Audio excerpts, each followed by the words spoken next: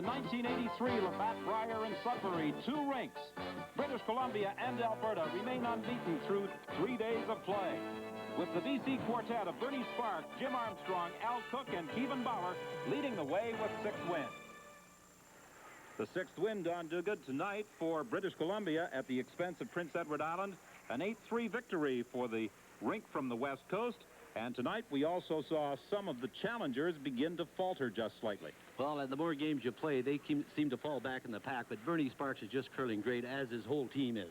Denny Marchand, the young junior champion, former Canadian junior champion from Quebec, came into tonight's draw with a 3-1 record, but he ran into an open switch against Jack McFarlane and his rink from Northern Ontario. Well, it looked like Marchand was really going to make a charge and stay with the pack. And I think he'll look at this shot and reflect back on it. Lying 5, Northern Ontario. He's trying to draw to the corner of the 4-foot. Third end. It's a little difficult for him, but you see he's a little bit heavy, goes right through the house, and Northern Ontario steals 5 on him. The biggest end of the competition so far, as Northern Ontario went on to a 7-1 win. Well, Alberta's Ed Lukowicz, unbeaten, had his hands full tonight with Charlie Sullivan of New Brunswick. Well, Charlie threw this one very poorly. Wide of the broom, a little bit heavy, and he's trying to make contact with the Lukowicz rock on the right-hand side, and it goes by. And Charlie wasn't very happy with that shot, because you cannot let Ed Lukowicz have a free draw for 3, especially to take control of a curling game. You see, Lukowicz lets it go, and right away, Mike Chernoff runs out past the hog line to help him sweep it. You know, he's had great draw weight all week, Chernoff, and you'll see he just pulls up short, and you hate to miss those free ones. And in most Brier games, you can't afford to lose that free draw for 3. But tonight, fortunately for Ed Lukowicz, it did not affect his Alberta champions, and they were able to go on to a 6-4 victory over New Brunswick to remain undefeated with 5 straight wins. We'll return to our coverage of the Labatt Brier right after this.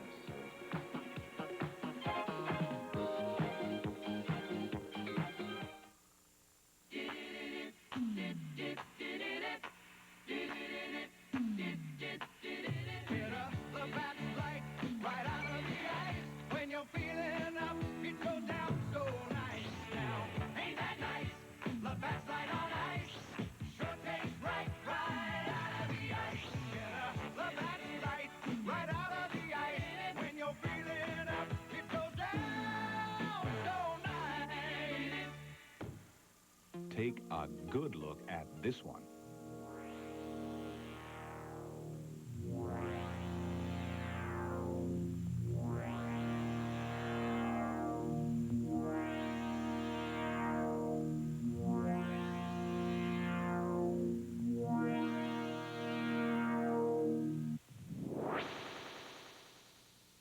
At Mr. Mike's till April 10th. What a deal.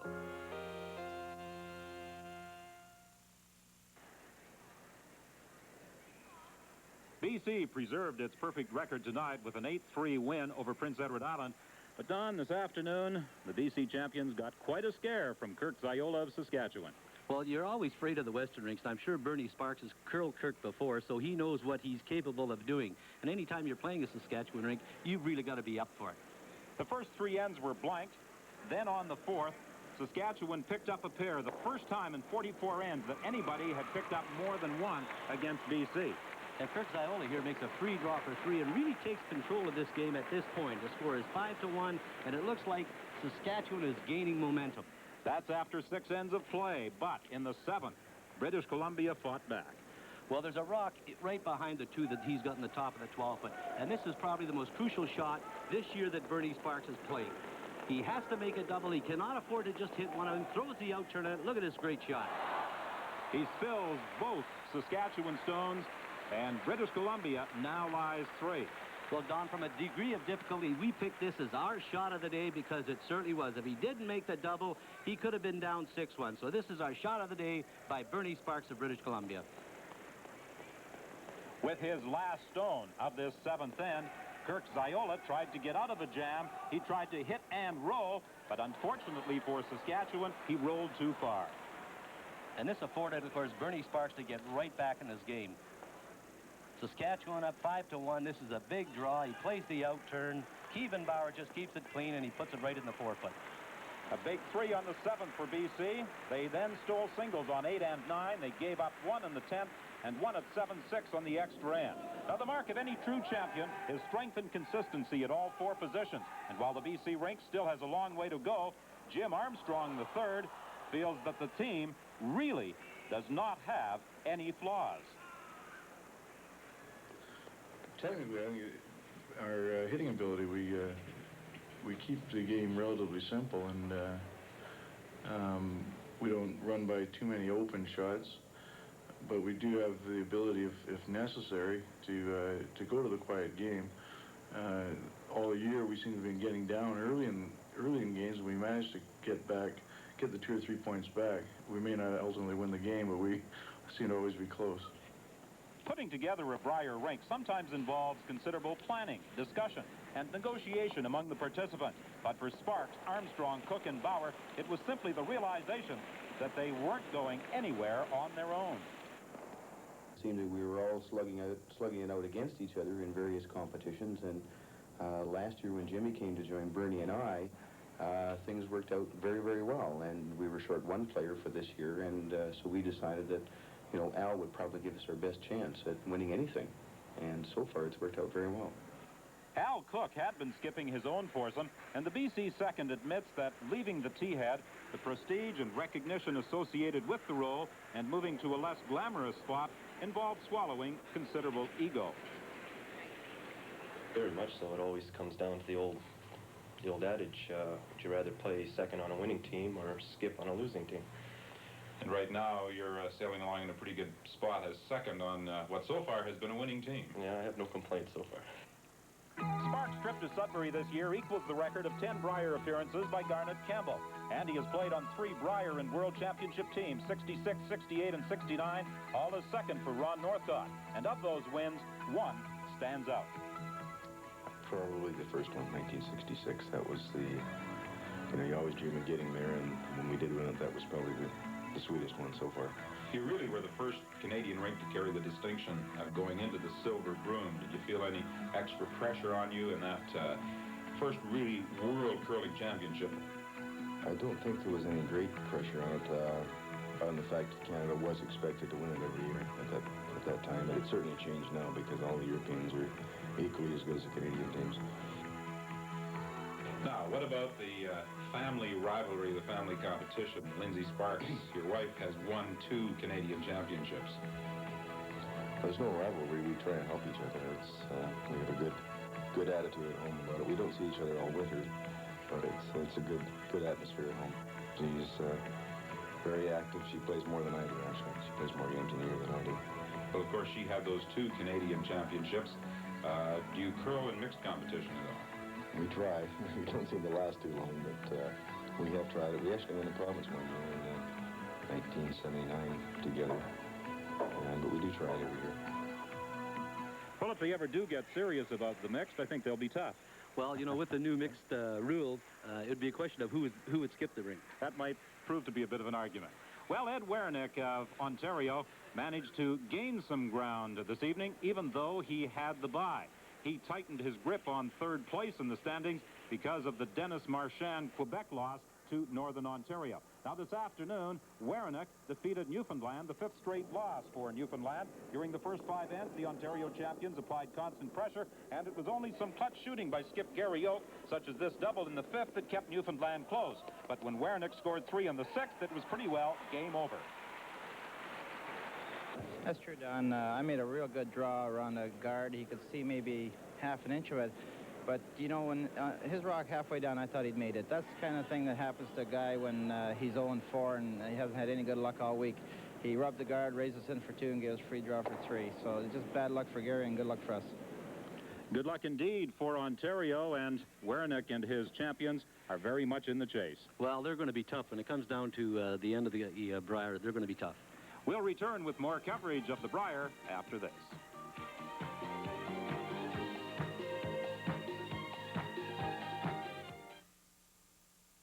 Now, Jordan's announces this exciting breakthrough. Carpet prices that defy comparison. Jordan's now offers a choice of luxurious nylon plush carpeting at 3 incredibly low prices.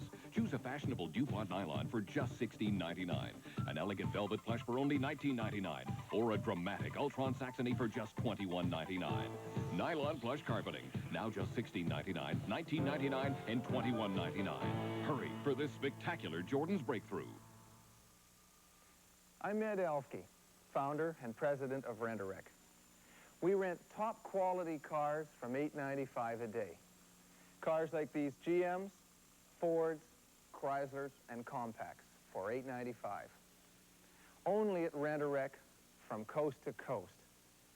Try us. You'll be pleased. We're Rent-A-Wreck and proud of it.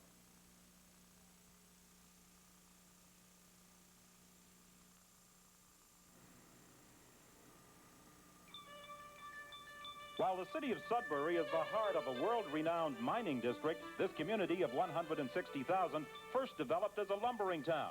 But after 1900, mining increasingly dominated the area's economy. And the names of several important mines in the area perpetuate the memory of the first prospectors, such as Thomas Froude, who discovered the Coppercliff and Froude mines. And like many other areas of the country, the railway aided development, with the first train arriving in Sudbury 100 years ago, and the city then served as regional headquarters for the CPR. One of the highlights of the city's 100-year existence was the 1939 visit of King George VI and Queen Elizabeth. And this year, as the city marks its 100th birthday, the Labatt Brier is one of the highlights of its centennial celebrations. And there's been a lot of excitement at the Sudbury Arena. In other action tonight, Saskatchewan, not recovered, I'm sure, from that setback this afternoon to British Columbia, had 11 straight points scored against them by Steve Ogden of Nova Scotia, bowing 11-1. And in tonight's other game, Gary Oak of Newfoundland finally hit the win column as he picked up deuces on 5 ends, defeating the Territories 10-4. British Columbia leading the way, 6 wins. Alberta 1 win back. Ontario suffering just 1 loss so far. Nova Scotia and Quebec still very much in the chase for a playoff berth with 2 losses. Manitoba is also in it, a 3-3 record for Lloyd Gunson after 2 losses today. Northern Ontario bounced back. Jack McFarlane with 2 wins today. But Prince Edward Island, Saskatchewan, the Territories, New Brunswick, and Newfoundland, I think will require an awful lot of luck over the final few draws if they hope to get into a playoff position. Well, especially when you have 2 teams at the top who haven't lost. It's very difficult now for anybody with 3 losses this early in the Brier to try and catch that last playoff spot. So it's going to be very difficult for them. In looking ahead, the key match tomorrow involves British Columbia, unbeaten, and Ed Werenich of Ontario. And Werenich's only loss last night to the other unbeaten rink, Ed Lukowicz. Well, you know, it's going to be a great game because they both basically play the same type of game. They like to come around guards and gamble a lot. So it's going to be an interesting game, and whoever gambles the most could win the game. Well, that Ontario-British Columbia game will be the highlight of tomorrow's play. And on Thursday night, for those who are wondering, the 2 unbeaten rinks, should they still remain that way, meet on the 7 o'clock draw. For Don Duguid, I'm Don Whitman. Good night from Sudbury.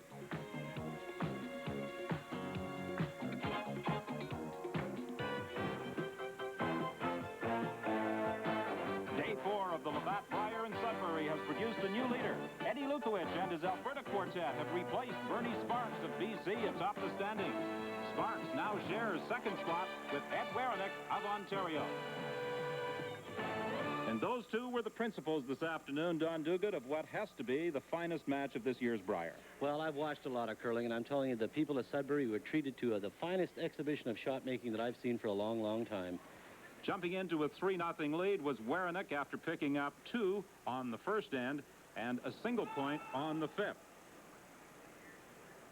Sparks got 1 back in the 6th. It was 3-1 at this point, and Sparks made a very vital shot right here. Well, a big shot because he's trying to come off 1 against the boards, squirt it across in front, get by one of his own, make contact with one of his own, and spill the Ontario rock. And just an unbelievable shot by Bernie Sparks. And that's the reason we picked that shot as the shot of the day. He has to hit about 1/4 of an inch of the rock against the boards. And like it's only 3 inches from the boards. Get by one of his own guards, hit his own rock onto the Ontario rock as it spins out of the house. And not only that, his shooter on the right-hand side ends up for second. Sparks was able to steal 1. Ontario got 1 back. on the 8th end, but then in the 9th, Sparks got the miss from Ontario that he was looking for. Well, Eddie Werenich here trying to get an inside roll. You see the long guard out in front on the right-hand side and the one biting the top of the 12-foot that belongs to BC. Werenich's trying to get an inside roll, and he gets a little bit of an inside roll. John Kawaja trying to get it in further behind the guard. Sparks comes down, trying to duplicate the same shot. He gets a little bit of a roll. And that's how precise and how exacting they were curling all day. This went on for 10 ends. Now Werenich comes down. They don't sweep it all the way down the ice, and look at this. He gets the inside roll. That early miss had set up this potential double, and as the skips exchanged shots, Sparks needed to hit and stay to get his fare. He threw a little bit more weight on this one, not about a half of the rock. Paul Savage trying to sweep it out of the back, but no, it hangs on in the back 12-foot. So Bernie Sparks gets a pair on end number 9, and it's tied at 4. Ontario and BC heading home. Sparks was able to put a rock behind a corner guard. Werenich, with his first stone, tapped it back, but his shot stone was fully exposed. Bernie Sparks here trying to get an outside roll, a hit and roll to the right-hand side of the 4-foot. Get a little bit of separation because he has this second shot rock behind those guards on the left. They sweep it all the way down the ice, and it rolls about a foot. He would have liked maybe to roll over to the edge of the 4-foot on the other side. Werenich comes down, and he doesn't miss these kind of shots. No mistakes by the 35-year-old Toronto firefighter, and he wins it 5-4 to move into a tie for second spot with Bernie Sparks. Now, the leader, Ed Lukowicz, had the bye in the afternoon after defeating Quebec 9-2 on the morning draw. This evening, he had his hands full against Gary Oak, the youthful Newfoundlander. Well, Oak is actually playing a takeout on the second shot rock of Alberta. He's trying to hit it and roll behind those two guards in the front. He really overthrows the rock stays very straight, and he misses it. And you can see he doesn't believe that shot. Lukowicz then comes down. Instead of playing a draw, just decides to tap one of his own rocks in, and he hits the edge of the 4-foot. 2 for sure. A measurement revealed that they did score a triple. And Alberta went on to a 6-4 victory over Newfoundland, as Cool Hand Luke, as he is affectionately known, is the lone unbeaten rink at this stage of the 1983 Brier. We'll be back right after this.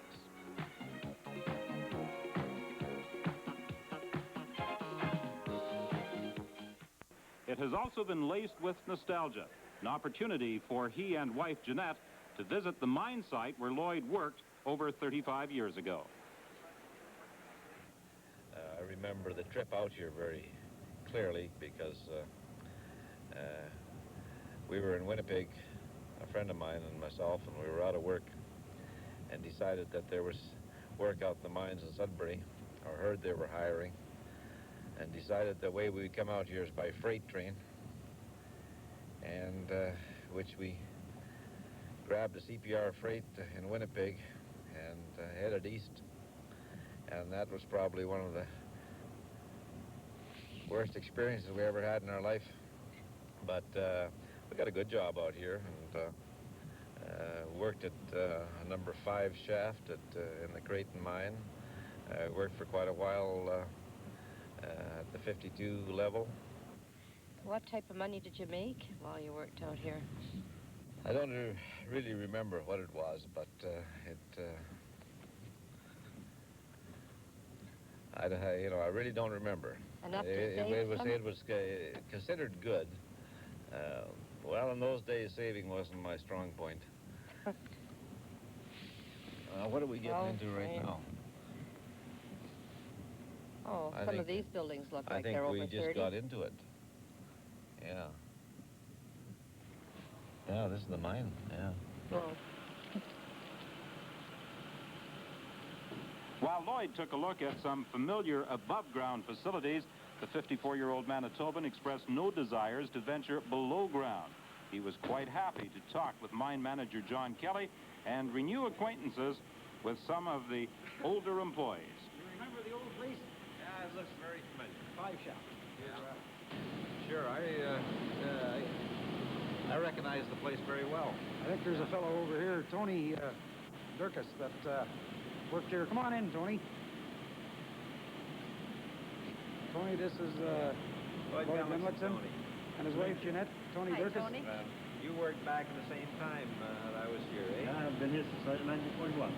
1941, yeah, that was before my time. So you fellas both worked in here in 45, 46. You were both together. I was a cage tender here on the cage. Oh, you were the cage tender, yeah. Do you like to go back in again, try it over again? Well, probably I wouldn't mind it, but I probably couldn't stand it today.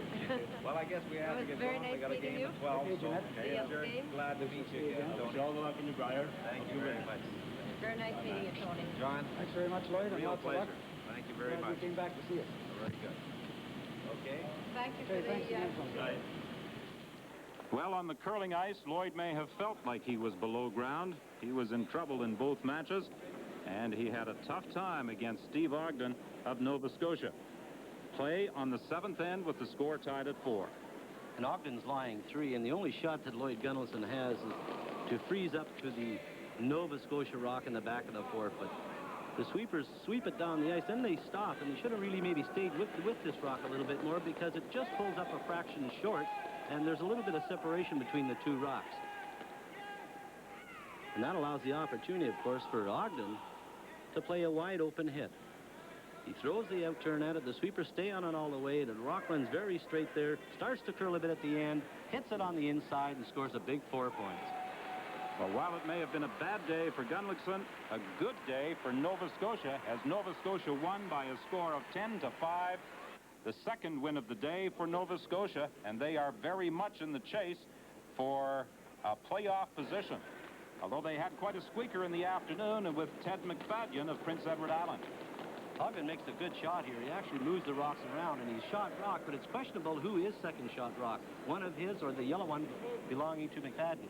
McFadden looking for 3 here, but unfortunately he just scored 2. He made the triple kill, but picked up a pair, not enough, as Nova Scotia's Steve Ogden was a winner by a 6-5 score, and Ogden now, with a 5-2 record, still very much alive in the chase for that playoff berth. We'll be back to take a look at other scores at tonight's action at the Brier right after this message.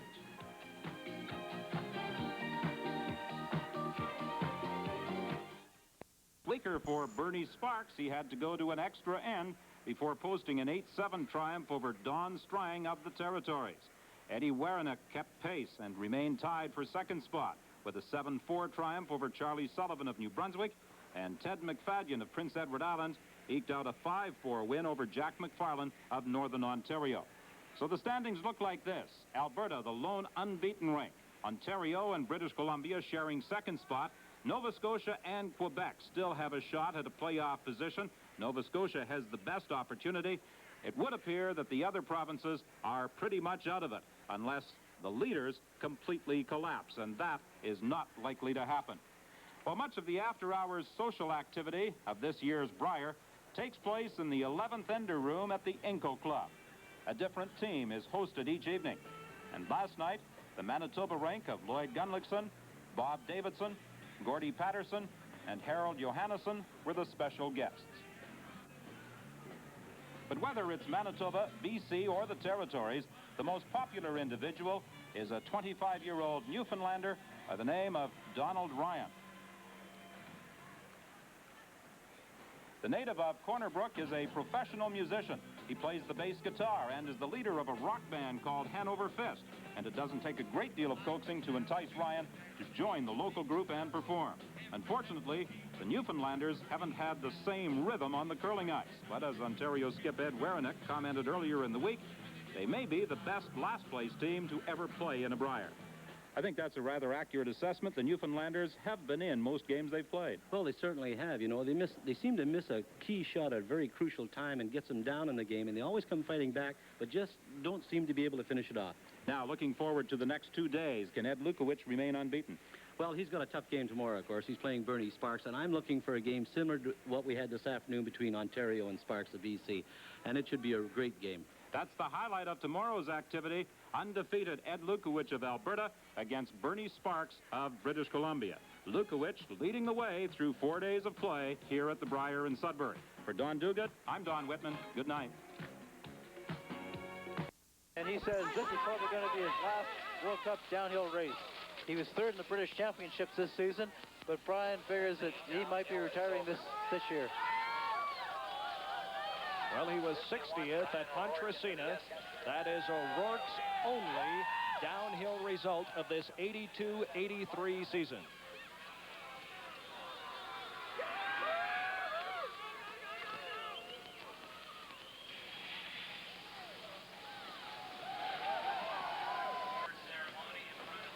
And we welcome those of you just joining us from the Molson World Downhill in Lake Louise, Alberta. You are looking at Brian O'Rourke from Calgary, skier number 51.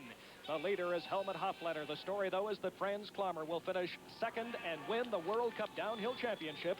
Ken Reed fell in the top part of the course. Todd Brooker fell near the bottom. Neither were injured. The top Canadian is Robin McLeish in the number 15 position. Skier number 52 from Great Britain, Martin Bell. He is only the second British skier we will see here today. We've seen Bartelski. It's interesting, the British don't even ski at home. In fact, Daver, when they hold their downhill championships on the mainland. Right in Val d'Isère. Felix Belchuk is the winner of that. Brian O'Rourke was third, as I said earlier. And they do some skiing in Scotland, the British. But once they make the ski team, almost all of their competitions and everything are in Europe. But they do have the British Slalom and Giant Slalom Championships this April in Scotland. This is the last World Cup downhill race of the season. And after this, most of these downhill stars will be taking off. Maybe a vacation in the sun in Hawaii or someplace. And then in about a month, they'll start preparing again for next year, 1984 Olympics in Sarajevo, Yugoslavia. Well, you mentioned the sun. We have had just a magnificent day here at Lake Louise. And Bell stands in the number 49 position. Jeff McInnes, skier number 53. He's 20 years of age from Mississauga, Ontario. And after this race today, he's going back to Toronto, the Toronto Ski Club, and doing a few slalom and chest races. And after that, he's going back to school to finish his grade 13. For all these younger racers, it's a great accomplishment to make it to this race at Lake Louise. There is a great criterium selection for these young racers to make it. Jeff McInnes is one of them that was able to do it. I know Steve Podborski back in Toronto will want to hear this. Sony of Canada, one of the sponsors today, has donated $10,000 to the Ski Association. The $10,000 is so that Podborski and the rest of the A team will not have to pay their $2,000 assessments. Some great news just announced here by Sony Canada in Lake Louise. Yeah, I think that's an incredibly generous thing to hear. And Jeff McInnes from Mississauga will be the final skier we see here today. He will finish in the number 48 position. And so that's it. It's official. The final standings in this 83 Molson World Downhill. Helmut Hofletter from Austria, the winner. He came down in the number 17 position after Franz Klammer had taken the lead in the first seed. There you see Conrad Kathaman, the Swiss skier. The rest of the top seed, Raber in the 9 position, Melly, Phil Mayer doing very well, finishing in the number 13 position. And the top Canadian in the number 15 position, Toronto's Robin McLeish. Ken Reed and Todd Brooker did not finish as they both fell. Here's the great story. The final Molson World Cup standings, and congratulations to one of the greatest skiers of all time. Franz Klammer wins it by 3 over Kathaman from Switzerland. And Ken Reed finishes in the number 8 position. Todd Brooker also finishes in the top 10 with 67 points. And look out, folks, for Brooker next season. Well, it is all but over here as we have a look at the spectacular scenery in Lake Louise, and we are ready for the official presentation of the Molson World Cup trophy. Once again, here's Ted Reynolds. It's now my pleasure to introduce Mr. Jim Black, the president of Molson's, to make the presentation to today's winner. Jim, it is a tremendous climax, a thrilling race that ended up a wonderful season. A very exciting day, and exciting especially for Canadians with their attention focused on their top runners, and a disappointing day for them too with them falling. But a great first World Cup race win for Helmut, and he ought to be congratulated for that. Congratulations. You must be very happy. Oh, very, very happy. And I know you have something special in that box, Jim. Something very special for Helmut. A pair of real Western Canadian spurs. Oh, it's very nice. Super. You can hold that up. That's good. They are handmade. They are silver and gold. It says Molson Downhill. And they are the prize presentation. And if you come back next year, maybe you can win a horse Yeah, okay. Thank you very much, gentlemen. Our winner, Mr. Helmut Hofleiner of Austria. And, of course, second was Franz Klammer, and Konrad Kademann was in third place. Ernie, let's go back to you. All right, Ted, thank you very much. A great finish, really, for Franz Klammer and Hofleiner, of course. But as we look at the new champion in Klammer, we now look at the past champion of 1982. And I know that next year you're going to go back at him because the two of your old buddies, and you're going to be ready. And I'm looking forward to that Olympic meeting that, well, you're going to have. Well, it's going to be a great meeting, as you say, because, well, Franz was 0.05 of a second behind me the last time we did it. So let's see what happens next time. Steve, looking back at the year now, the season is over. You must have some thoughts that stick back there you'd like to express. Well, it certainly was, for me, this race is a landmark in Canadian skiing for many reasons. First of all, on the international scene, Hofleiner's finally started to win races. He came through, had a great race, and won on a very difficult course. Then there's Klammer, who did it again. It's unbelievable. 5 World Cup victories, and I've won 1 by the skin of my teeth, and I know how hard it is. He's won 5. He's a phenomenal person. He's very happy. But then we look at our, from the Canadian point of view, Robin McLeish. Today, while he wasn't as good as we may have hoped, was his second best result in his career. It's been his best year ever, and I think it's just fantastic. Then we go, of course, to Todd, who is under tremendous pressure, and unfortunately just didn't handle it. And that is the kind of thing that just you have to learn and take the experience and go with it. Maybe something that similar happened to me in Aspen a few years ago. And finally, Ken Reid. Ken is, as I said earlier, been one of the major characters in Canadian skiing and made it what it is today. And we're certainly going to miss him on the team, and I hope he has every success in the future. Steve, thank you very much for being with us today. Good luck to you next year. I hope you win the world title and the Olympics. Thank you very much. Sports Weekend continues right after this.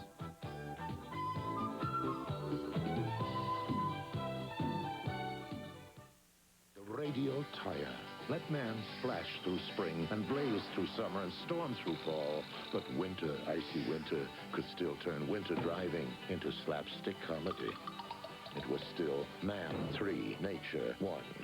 So Uniroyal invented the radials with a traction compound that bites and grips through winter ice and snow. See Uniroyal for the next generation of radials. The all-season, 4-season radial tires. There's nothing as good as pan pizza at your hometown Pizza Hut restaurant. Pizza Hut now has 2 new stores to serve you better. One on Robson Street serving the West End, and another on 120th Street in Delta. Home delivery is available from any of our 9 locations in the Lower Mainland. Oh, that Pizza Hut pan pizza. At your hometown Pizza Hut. Home of pan pizza.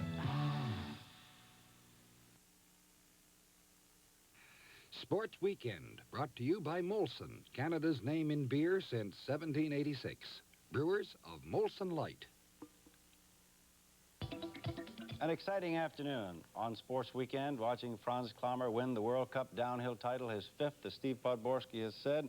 A disappointing day for the Canadians, but you must remember, as Steve pointed out, they're under tremendous pressure for the past couple of weeks. They tried their hardest. They did not win, but it does speak well for the team coming up for next season. And Klammer, of course, a very popular winner. If a Canadian could not do it, certainly they would back him because he is one of the all-time favorites. We have some time now before we go to curling to bring you up to date on the National Hockey League and what is coming up. In the standings so far this year, I think we're going to be able to see some. Yeah, there we go. Here's the game last night. The Edmonton Oilers down the Rangers by a score of 3-1. That game was in Edmonton, and Andy Moe was outstanding in the Edmonton Nets there. He's picked one of the stars in the game. In the Norris Division, we see that Chicago's on top. They play in Toronto tonight. Minnesota next. Detroit, Toronto, and St. Louis battling it out for that. Well, there's 2 playoff spots alive there.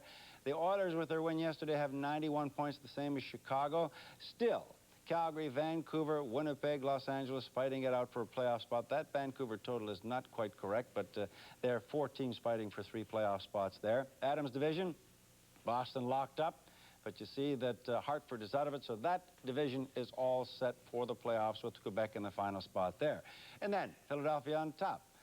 In the Patrick Division, the Islanders there, they're starting to move up. playing much better hockey as they move towards the playoffs. They're going to be tough. Remember, 3-time Stanley Cup champions. Washington having a great season. The Rangers, who lost last night, have, well, 65 in a total of points there. New Jersey and Pittsburgh are out of it. That brings you up to date on what is happening in the National Hockey League. And Sports Weekend continues with a Brier Semifinal live from Sudbury, Ontario.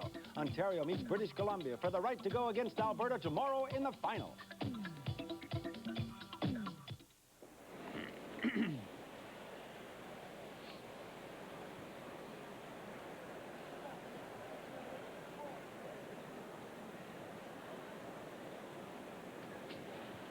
Do what?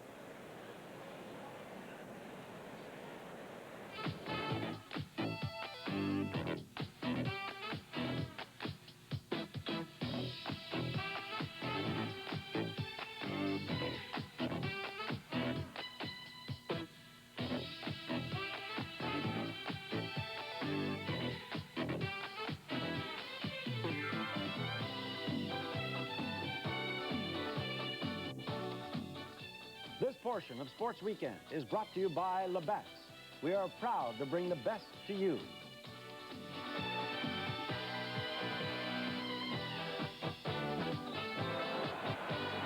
Hi, everybody. Well, two Brier veterans are playing this afternoon in the semifinal of the 1983 Canadian Men's Curling Championship here in Sudbury.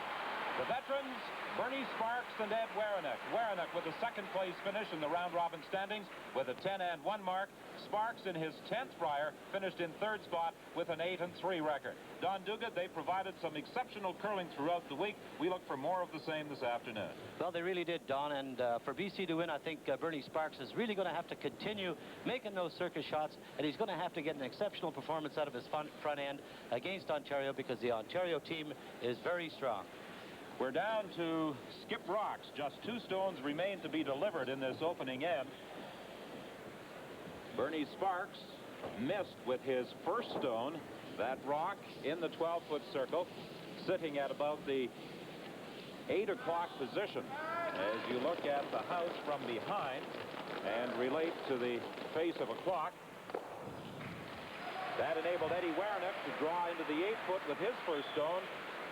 And now Bernie Sparks, with his second stone of the end, has successfully removed that shot rock belonging to Werenich. But Werenich now has an opportunity to pick up a pair on this opening end. This is following a similar script to what we saw during round-robin play. Werenich was the winner by a score of 5-4. He picked up a big 2 on the first end.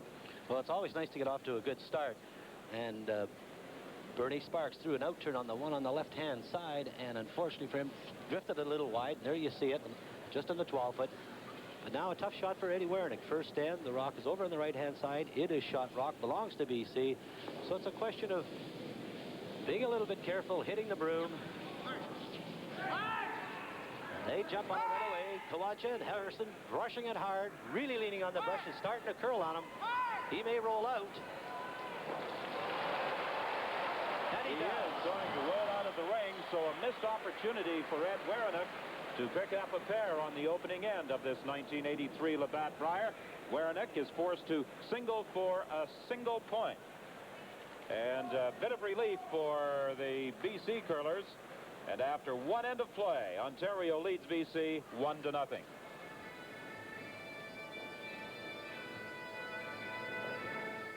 hearing.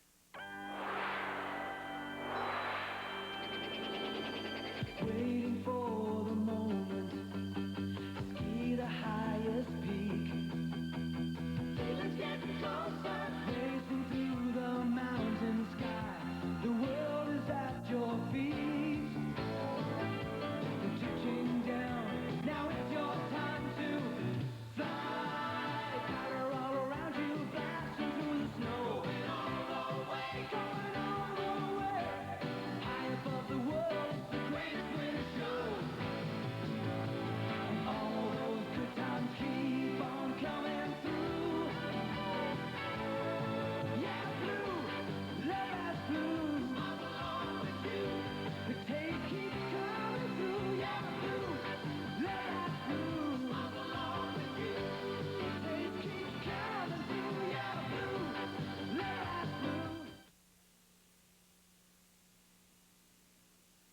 Hello, I'm Harvey Burritt.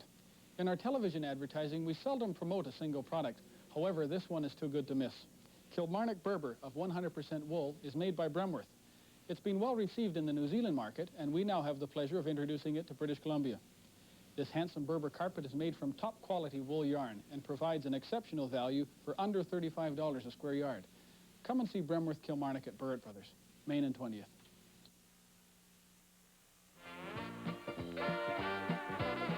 Expo Baseball is back on CBC. The 83 season opens April the 12th. The Expos begin their battle for the pennant. A fast, hard-hitting team loaded with stars like Gary Carter, Tim Raines, and Andre Dawson. This is one of the top teams in baseball. They could win it all. Follow the Montreal Expos on CBC in 83. Back at the Sudbury Arena, I'm Don Whitman with Don Duguid as we pick up play on end number 2 with Ontario leading British Columbia by a score of 1-0. 3 rocks have been delivered. And now Kevin Bauer, the lead for the British Columbia champions, will attempt the removal of the Ontario stone sitting just outside the rings. The only other rock in play just across the hog line. That was delivered by Kevin Bauer with his first stone of this end.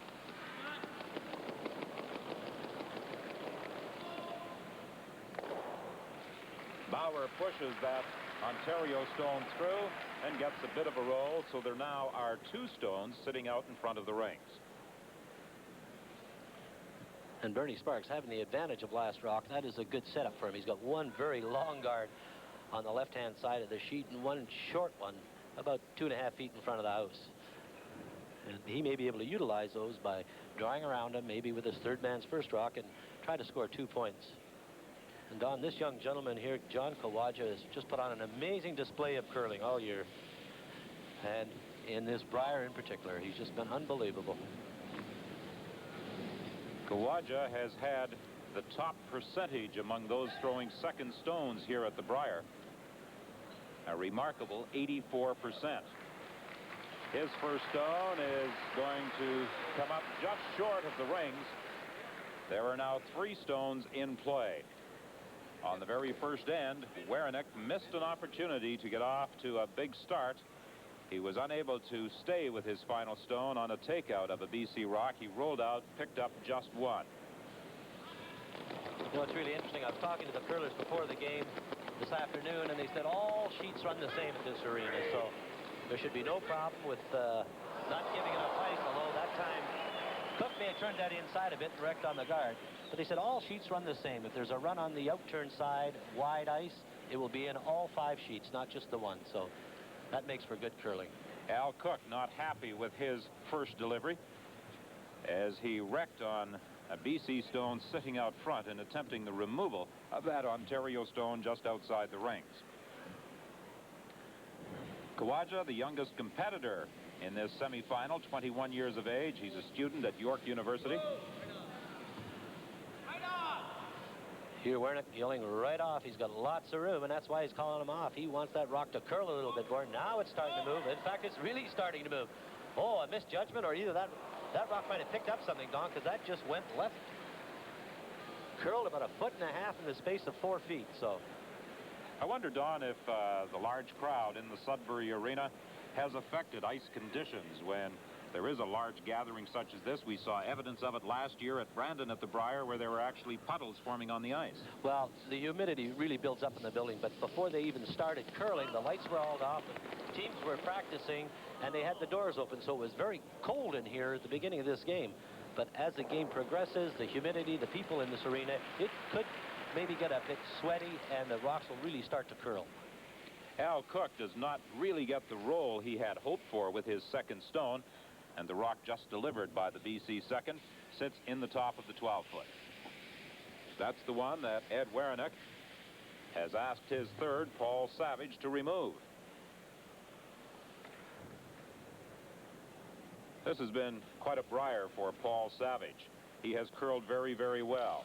Without the responsibility of calling the shots at the tee head, he appears to be much more relaxed. He says he's having more fun. His wife and his sister claim he's tighter than ever. Well, he's played very well all week also. Left-hander, But great control. He can play the quiet come-around game if you want, or the straight takeout game.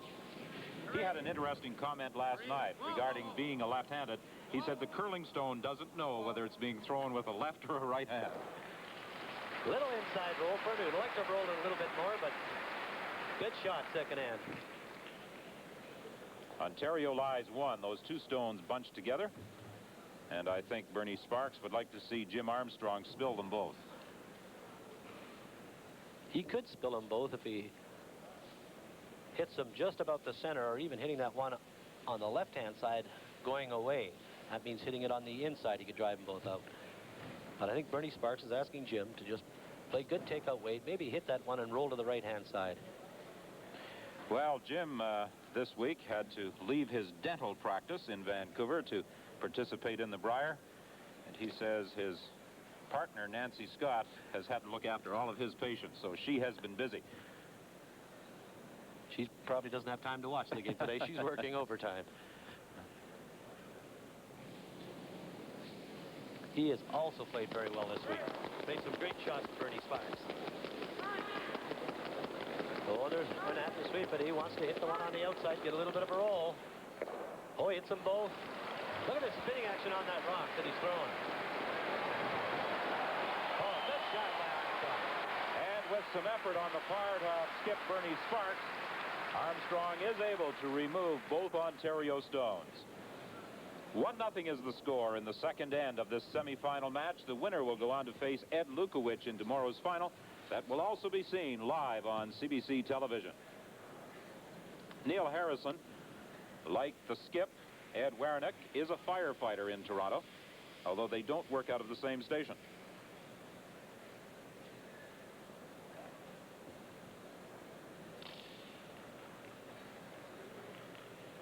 Paul Savage, in the past, has skipped Ontario rinks in 1970, 73, 74, and 77 in the Brier. As a matter of fact, in 1970, at his first appearance, that was the year that a chap by the name of Don Duguid won the Brier and went on to the world title. Oh, I remember playing against Paul, you know, and the ice was very swingy, and he only had one shot. We were lying 2 or 3, and we were about 2 or 3 up at the time. He threw a spinner down the ice because the rock was really curling too much for him to make the shot, so he wanted to put a lot of spin on it so it stayed straighter. I saw this thing coming down the ice. I couldn't believe it. As I walking back, I said, Paul, what are you doing? He says, I used to make those all the time. He's been one of the fun people this week at the Brier as well. An outgoing personality. It's interesting that he and Savage don't usually have many discussions. At least they haven't during the Brier. You'd think that with both of them being Brier skips and having skipped their own rinks, that there would be a lot of conversation. It's been an interesting combination, because I'm sure with Paul Savage's skipping experience, he's really settled Ed Werenich down into the skipping role. James Peter Armstrong, the BC third, will get a roll, and he'll be behind cover. Don, that rock that Armstrong threw really took off on that center line. That indicates to me that there's a little bit of a hill just about 2 or 3 feet in front of the house. So when the ice gets a little bit keener, that rock is really going to curl so on the outturn side. So it's really going to be interesting to watch that particular area. And that's going to the home end, the even end. So could really come into play. Well, even though you've been retired for a couple of years, Don Duguid, you still have that ability to read ice, because when the rinks were out practicing earlier today, you were out there holding the broom for the Ed Lukowich foursome, and they were kidding you. They said you haven't lost your touch, Doogie, at reading ice. Well, you watch it all week. You should be able to read it. But interesting, you know, I was watching them practice and just watching them throw and release the rock. And that Lukowich went down to the other end and threw one as hard as he could, knocking all the rocks, and I had to jump out of the way. And then he had the nerve to laugh. Good shot. And Werenich is right on target. Ontario lies 1. But that could be interesting, the comment you made about possibly being a hill right on the center line, just at the top of the 12-foot. it could be interesting in later ends. Well, as the ice gets keener, it's going to curl a little bit more. But all week long, we've watched this ice, and, you know, it curls just naturally. That seems to be a real dip in the ice, and that could prove interesting when it gets down in the later ends, let me tell you. Bernie Sparks, his 10th Brier appearance, equaling the record established by Garnet Campbell of Saskatchewan.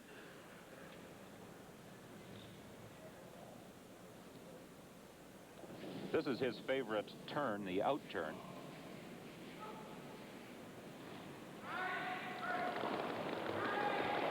They jump on it. Oh, and he's going to hit it on the inside, I think, and roll away, yes. Now, what will Ed Werenich do? Will he try to bury one behind the corner guard on the other side? I think he will.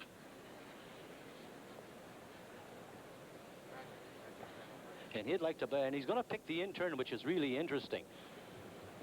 But the thing for Werenich, he'd like to get it in this area and hopefully move it back and just kind of duck it in around there, right in around that corner guard, because it's a new turn for both teams, and if he gets it in pretty good, it's going to be difficult for Sparks to get at it. Werenich with the ever-present toothpick.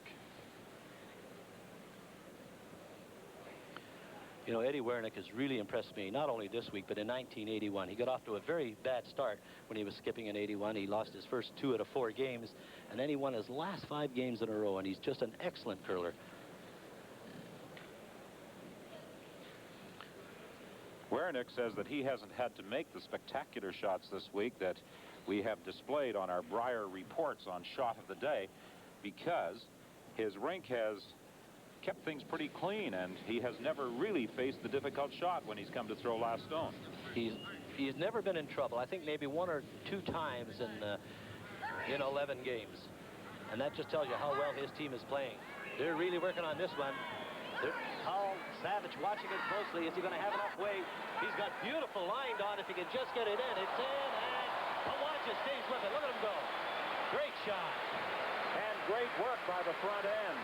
Harrison and Kawaja to brush that stone past the guard. And Ontario lies 1. Well, in every curling game, you always try to hold the opposition to 1 point when they have last rock. That means that when you have last rock, you have to gamble and try and get 2 so you can control the game. It's worked out on this end where Eddie Werenich is going to force Bernie Sparks to take 1, so he's done his job. But there's always the chance that maybe Bernie might pull up a little short, be a little bit heavy. Werenich will score 1, be up 2-0, and have control of the game. Well, it's interesting that Sparks so far has thrown 3 takeouts. He has not thrown a draw yet in this game. But, you know, then again, he's played on this ice all week, and it hasn't varied that much as far as draw weight is concerned. Front end, as soon as he lets it go, the front end knows how he releases the rock, and they can tell pretty well as soon as he lets it go whether he's light or heavy, and they think he's obviously light here because they are beating it all the way down the ice. There's the corn brooms in action. Jim Armstrong coming out. Look at this. Second end draw. Right into 4-foot. Right. Throw it to the sweepers and let them carry it, and they bring it right to the 4-foot. Bernie Sparks actually catches a piece of the button. So Sparks picks up a single point on the second end. And after 2 ends of play, Ontario and British Columbia are all even at 1.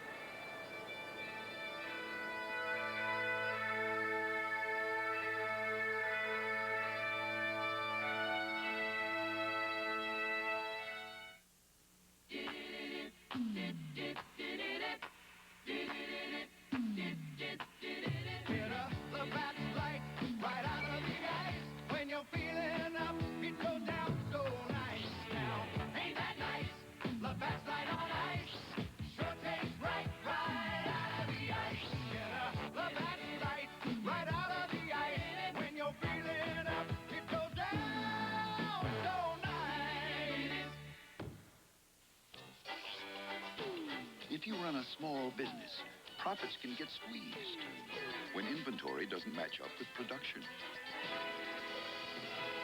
What you need is a tool for modern times, the IBM personal computer. Not only can it help you plan ahead, it'll balance your books and give you more time to make dough. And the cost? That's the icing on the cake. Your own IBM personal computer. Call toll-free for a store near you. Why is it some firms do better today in telling their story? Is there some special way? The answer is simple. Most people do look for things that they need in the yellow page book. So advertise. You can tell them your hours, the things you can do, where to phone and find you. Reach out for customers, help bring business your way with a yellow page ad, and a big one, I say. The Yellow Pages. The place to be, the place to look. You're watching Sports Weekend on CBC Television, where earlier you saw Franz Klammer won his 5th World Cup downhill title, and now you're watching the Brier Semifinal going on in Sudbury. We'll go there in just a moment, just to bring you up to date on the National Hockey League game this afternoon. The Boston Bruins are leading Philadelphia by a score of 2-0, and they're playing in the second period. Okay, now let's go back to Sudbury. Third end action from the Sudbury Arena in the 1983 Labatt Brier. Ontario and British Columbia tied at 1. Kevin Bauer's second stone of the end comes to rest in the 4-foot circle. His first stone was removed by Ontario lead Neil Harrison. And again, Ed Werenich is asking Neil Harrison to take that British Columbia stone out of the rings. And they're playing it very clean so far, Don. They're not taking any chances. They're just trying to read the runs in the ice. They should have a good idea as to draw weight now, because they've both thrown a couple of draws. The stone delivered by Harrison just rolls out of the rings. All members of this Ontario rink play golf, and Harrison is quite a table tennis player. He's the champion among the quartet. And as the other fellows say, he gets lots of time to practice at the fire hall.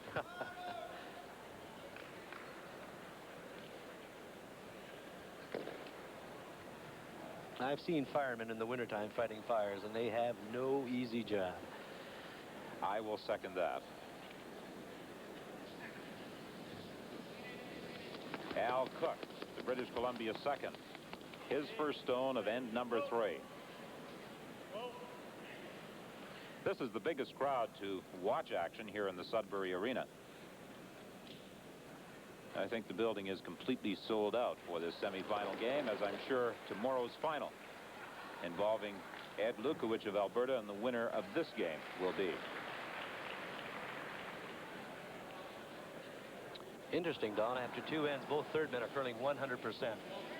Jim Armstrong, Paul Savage, both curling 100%. Well, they had near identical percentages through a week of round-robin play. 82% for both of them. Kawaja hits and rolls into the top of the 12-foot. We mentioned that he attends York University. He's going to have a problem later this month. He has some exams coming up. He hasn't had a great deal of time to prepare.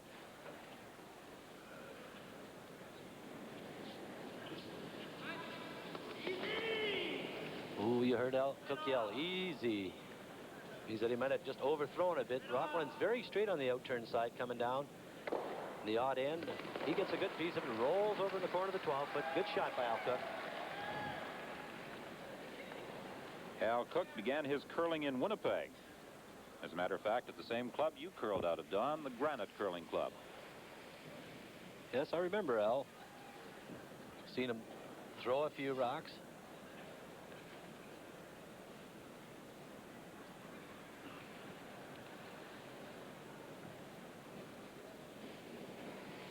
Can you believe this? Albert Olson taught him how to curl from Assiniboine Memorial. Albert, of course, is on his way to the Seniors Championship with Lloyd Gunson, who competed here this week. Yes, the Manitobans, skipped by Lloyd Gunson, are the defending Canadian senior champions. Gunson with a different rink than he participated, of course, here at the Brier. His record, 3 wins, 8 losses in Brier competition. Kawaja gets the hit-hand roll off that stone, and Ontario lies 1. Ontario has the advantage of last rock on this third end. Quite a number of Ontario supporters in the crowd here at the Sudbury Arena. As a matter of fact, a lot of them drove up last evening from Toronto, from the Avonlea Curling Club.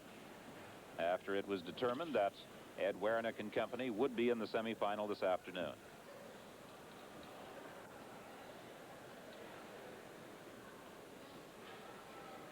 You see the ice that Bernie Sparks is giving Jim Armstrong here. It's just about on the edge of the rock. So the ice runs very straight. And it tempts you to throw it a little bit inside, though. It will curl on you. And this one is starting to move on Jim Armstrong. Gets a good piece of it. Oh, just about got a bad break and drove it on that one in the back, but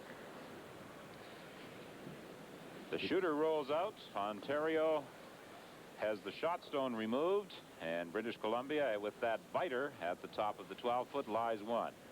I love this call by Eddie Werenich.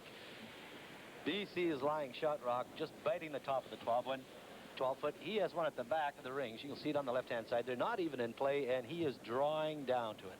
And that's just the type of game he loves to play. He likes to move the rocks around a lot. Don, I think all week something that we have seen and you have commented on is the fact that none of the rinks, whether it was last place Newfoundland or first place Alberta, were frightened of any shot. Well, you know, the game is changing. Like when we were curling, we used to try to hit and roll behind a guard. Now, they don't care where the opposition rock goes. They want to just tap it back maybe 3 or 4 inches and roll in behind cover. They don't care where the opposing rocks go as long as they put their rock in the right position. Paul Savage with the attempted draw. Oh, they're really working on it. Paul's got nice line. It just depends on his weight. Oh, they might have left a little bit too long. Now it's starting to move. Look at this. I love it. Look at that shot. I think the only safe place for a rock is behind the hack. Sparks and Armstrong now discussing just what they're going to do. See, that's one thing I like about the Ontario team is they attack. They just constantly put pressure on you. They don't care how many you got in the house. They'll put a rock in a position where you're really going to have a lot of trouble getting it out. They force the pressure onto your shoulders.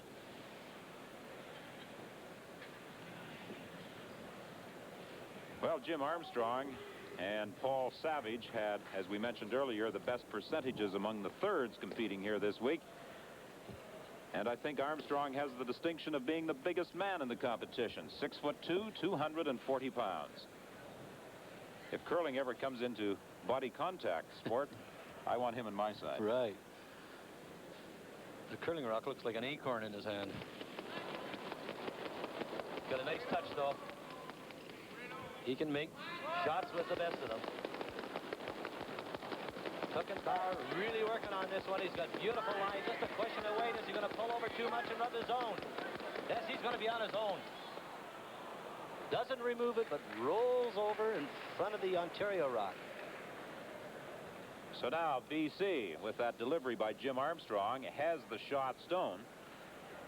And when Armstrong just nudged that other British Columbia rock, he moved it, but did not take it off the rings. So second and third shots belong to British Columbia. Or first and third, I should say. Second shot stone belongs to Ontario. And Ed Werenich is asking Paul Savage to come down, hit the shot rock on the inside. And if he hits it on the inside, he could touch the other BC rock and end up lying 2. Well, now Werenich and Savage are going to have a discussion. And that's a contradiction to the comment we made earlier about the two of them rarely discussing shots during the week. But when you're down to this stage, the semifinal, I suppose it never hurts to solicit another opinion. Well, I think Paul and him are just discussing weight. And he's giving Paul an in-turn. Paul being left-handed, of course, he's throwing the in-turn at this rock, whereas if you were a right-hander, you'd be throwing the out-turn with the broom in that position, right on the edge of the rock. He's going out a little bit wider, so they're going to have to be very careful how that rock runs. He wants to hit on the inside, not on the outside. Kawaja, Harrison, really brooming it. Oh, great-looking shot. Whoa. Beautiful touch by Paul Savage on this third end. He delicately removes that British Columbia stone. Ontario now lies 2. Well, that's how flexible Paul Savage is. First walk, plays a draw to the outside of the ice, makes a perfect free shot, then comes back with a delicate hit. Paul has shed some weight compared to what he was a few years ago. At one time, he tipped the Toledos at 190 pounds. He said right now he's about 175. Very colorful man. Just an exceptional curler and just a lot of fun to be with at any time. Whether he's curling seriously or, you know, just socializing, he's a great man. Well, his wife Barbara and his sister Mary are both here watching the action. And Bernie Sparks' wife Lindsay is also here watching this semifinal game. Big shot here for Sparks. He would dearly like to make the double. Now it's starting to curl across. Oh, just a minute. Jim Armstrong really sweeping this one. Is it going to roll out? Armstrong does a great job of sweeping behind the tee line and removes that rock. Well, he drove that shot stone back onto the other rock, but it stayed in play because of a stone that was just outside the rings.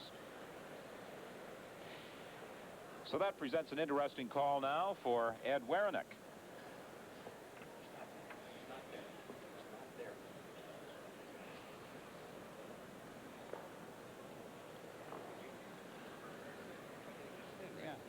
Or just clip this, but you got to just clip it. You hit any piece of it, it's going to spin out there. Okay, well, you got to be fairly firm. Yeah, I'll try. Okay. Right there. Yeah. And even if we just hit this one on the inside and get the flop on here, that's not bad. Well, that's the way Eddie Werenich wants to play it. Well, he's trying to come off that outside one because I think if he hits that first one, he's just going to drive it back on his own. He wants to come on the one on the left-hand side and maybe get a little action on his shooter to spill them both. We just saw Werenich do something that I'm sure many viewers are wondering about. As a skip, when you're making your way to the other end, are you checking the ice surface for any debris that may be laying there? Well, that's the path that your rock is going to take. Really, that's the responsibility of the front end to look after that, because you're concentrating on the shot or the weight that you're going to throw, and that should be the responsibility of the front end, really, to make sure that the path that the rock is going to travel down is clean. There you see a great overhead shot. Eddie Werenich with the out turn would like to spring off that one on the left-hand side. He's got to hit it just about perfect if he's going to spill both of them. He's got a lot of weight. Great shot by Ed Werenich. He gets both those British Columbia stones, and Ontario is left lying 1 at the back of the 12-foot.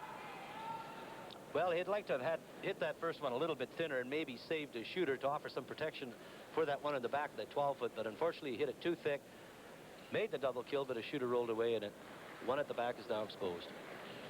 Well, we mentioned earlier that Bernie Sparks is playing in his 10th Brier. Listen to this record, 1966, 68, 69. The Brier and World Championship is second for Ron Northcott of Calgary. A second in 1970. In 1973 and 74, a third at the Brier. In 1972, 76, 78, and now 1983, he has skipped his own Brier rink. He has more trips to the Brier than John Kawaja has been curling.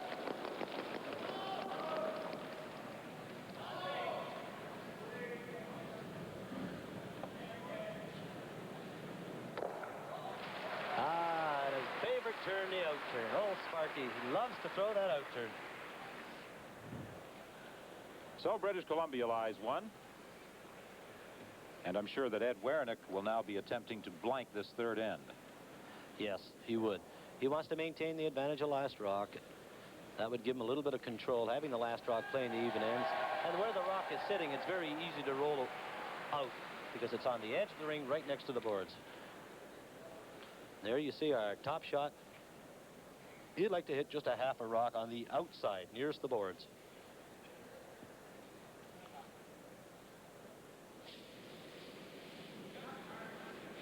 Boy, as soon as he let it go, the yes hard. Well, rolling out is the secondary concern. Prime importance is to hit that stone and remove it, but he does both. Well, that was a tough way to blank the end, but he did it. So Ed Werenich will retain last stone into end number 4. And after 3 ends of play at the 1983 Labatt Brier in Sudbury, it's Ontario 1, British Columbia 1.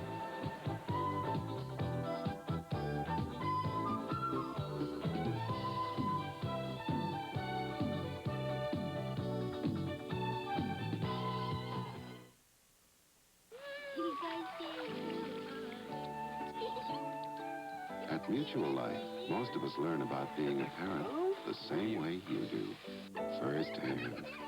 So we understand your hopes for tomorrow, because we share them. And when you go to buy life insurance for yourself, we know who you're really thinking of, because we know what you know. Life is a mutual affair. Hey, when you travel as much as I do, you look for a hotel with a difference. Nice to see you again. Thank you. Here are your messages. Sheraton knows what I want. They give me convenient locations, fine restaurants, and competitive rates. When you're looking for value with a lot of style, Sheraton's the place. Taste the difference Sheraton makes. Call the Sheraton Value Line, 800-268-9330. Cars may have gotten smaller. But repair bills have gotten bigger. What used to cost $200 could now cost $600. So look after your little car right, including changing the oil and putting in a new Fram filter when you should. After all, a Fram filter doesn't cost much. A big engine repair does. But the choice is yours. You can pay me now. Or pay me later. This is the 10th Brier appearance for Bernie Sparks. The first was in 1966. And Sparks says the caliber of play has improved tremendously since he won a Canadian and world title with Ron Northcott. I can remember distinctly that he almost figured on having what you almost call a bye for 3 or 4 games. And all he had to beat was Alberta, Saskatchewan, and Manitoba, and perhaps Ontario, and you know, if you beat 2 or 3 of those teams, you almost won the Brier. And now it's just anybody beats you at any time, because all the teams play well and they all skip it well now. And that was probably the biggest difference at that time. They skip it so much better now than they used to. The front ends are better. I don't think you're getting as many misses out of your front end as we used to. And also the ice is a little bit different than it was, say, 10, 12 years ago. Now it's much straighter. You're playing the center only, primarily. And the game has changed a little bit that way. Putting together a Brier rink sometimes involves considerable planning, discussion, and negotiation among the participants. But for Sparks, Armstrong, Cook, and Bauer, it was simply the realization they weren't going anywhere on their own. It seemed that we were all slugging it out against each other in various competitions. And last year when Jimmy came to join Bernie and I, things worked out very, very well. And we were short 1 player for this year. And so we decided that, you know, Al would probably give us our best chance at winning anything. And so far, it's worked out very well. Al Cook, the BC second, admits that leaving the T-head and the prestige and recognition associated with that position and moving to a less conspicuous spot involved swallowing some ego. Very much so. It always comes down to the old adage, would you rather play second on a winning team or skip on a losing team? Third Jim Armstrong has had one of the best percentages throughout the week, and many people view the likable dentist as one of the keys to BC success. Jimmy is the cute shot player in our team. He throws the kind of rock that you can bury on straight ice with, or he can play. He can bring the weight up nicely. He can do almost anything with a rock that he wants to. And you know, you have to have that for a third man. You can't have somebody that throws one type of rock only. Kevin and Al are the guys who try and keep it clean for us, and if the game is going right, we keep it clean in the front end when we make our points with Jimmy. Not all the curling trophies in the Sparks home belong to Bernie. Wife Lindsay won 2 Canadian Ladies Championships. And here at the Sudbury Arena this afternoon, she is a rather nervous spectator. There's no rivalry. We try and help each other. It's we have a good attitude at home about it. We don't see each other all winter, but it's a good atmosphere at home. She's very active. She plays more than I do, actually. She plays more games in a year than I do.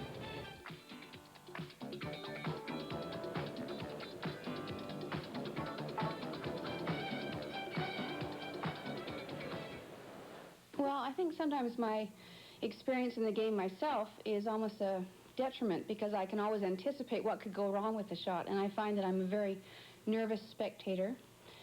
And I'm really pleased with the quality of play here. It's fantastic to watch, and I'm really delighted to be here, but I find that I get rather nervous when Bernie has to make a key shot. Well, I don't know whether this spectator is nervous or not, but I do know that he would much sooner be down there than up here. Right, Al Hackner? Well, I think this is probably the best I felt in 3 years. You know, I'm not nervous at all, very relaxed, and I'm really enjoying this.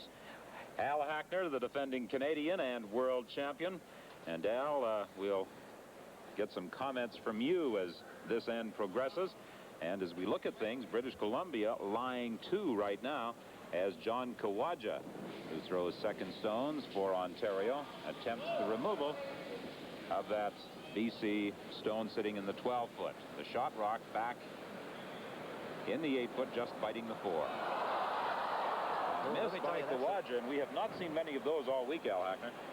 Well, I think John Kawaja's performance this week is something to, you have to be here to believe it.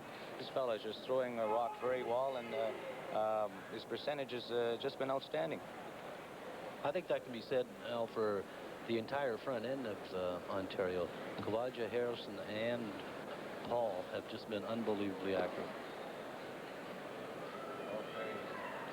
So now Bernie Sparks calls upon his second, Al Cook, to remove that shot stone sitting at the back of the 4.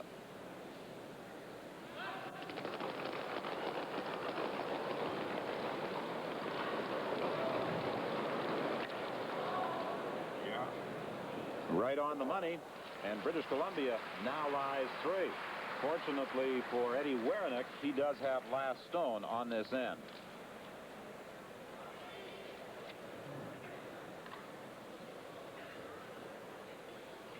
Well, a chance for a double on the right-hand side.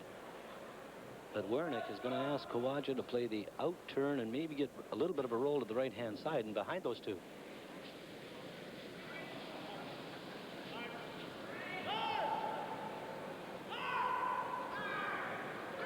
Well, Kawaja missed his first stone.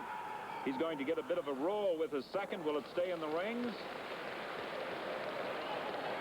No, it just rolls out. Well, Kawaja won the Ontario Junior Crown in 1980 and was runner-up to Denny Marchand of Quebec for the Canadian title.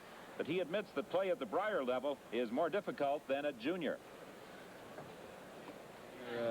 I tried staying on the tee head and battling it out with the big guys, and didn't do quite so well. And last year I had an opportunity to play vice for Paul Savage, which was a real thrill for me, and I learned a lot, and knew then that I wasn't ready for the tee head, and getting an opportunity to play with Paul and Eddie was just fantastic, and I'm really happy to be playing second for 2 great curlers. And he's delighted to be in a semifinal at the 1983 Labatt Brier here in Sudbury against Bernie Sparks of British Columbia. But at the moment, Ontario is in some trouble. You know, this has been somewhat the style of the Ontario's play all week. I really think right now Ed Werenich, even though Sparks' rink is lying a couple in the rings, he's not really too worried. I've seen him leave many opposition stones around, and sooner or later down the course of the end, you see exactly why he's left them there. He's snuck around him, he's buried, he's hit and rolled, and before you know it, he's got a 2 or 3 under on the board. I don't think he missed too many important shots all weekend. Of course, that's his big forte, is his ability to bail his team out. He hasn't had to do it much, but, you know, when it comes to the cold freeze, he's capable of doing it. BC now lies 3. I question that call a bit, playing the in-turn draw. You know, I might have, with reference to Bernie Sparks, he has the advantage at last rock. I might have maybe put the rock over in this area here around the guard on the left-hand side. Get a little bit of separation, because you put it where he has. Now there's a chance there could be a triple kill coming up. Well, we have seen spectacular shots this week. Triple kills, even that quadruple kill by Ed Lukowicz on opening day where he moved 6 rocks. I think nothing pleases Ed Lukowicz more than to have 3 or 4 rocks in the rings and just blast them out. I think he gets a real charge out of removing that many stones with one shot. Well, he can certainly throw the high, hard one. Don Duguid discovered that today when he was holding the broom for him when he was practicing. I think many curlers could probably throw a lot of weight with their delivery, but I don't think anybody throws it more accurately than Ed Lukowicz. Well, on the basis of a 10-1 record in Brier round-robin play, we'd have to agree. He gets 1, he gets 2. Is he going to get all 3? Not quite. Well, you know, we talked about putting that rock in that area and allowing the opportunity maybe for a double or a triple. And let me tell you, if Paul had a little bit more weight, he would have made the triple. So I think maybe a questionable call by Bernie Sparks. Would you agree with that, Al?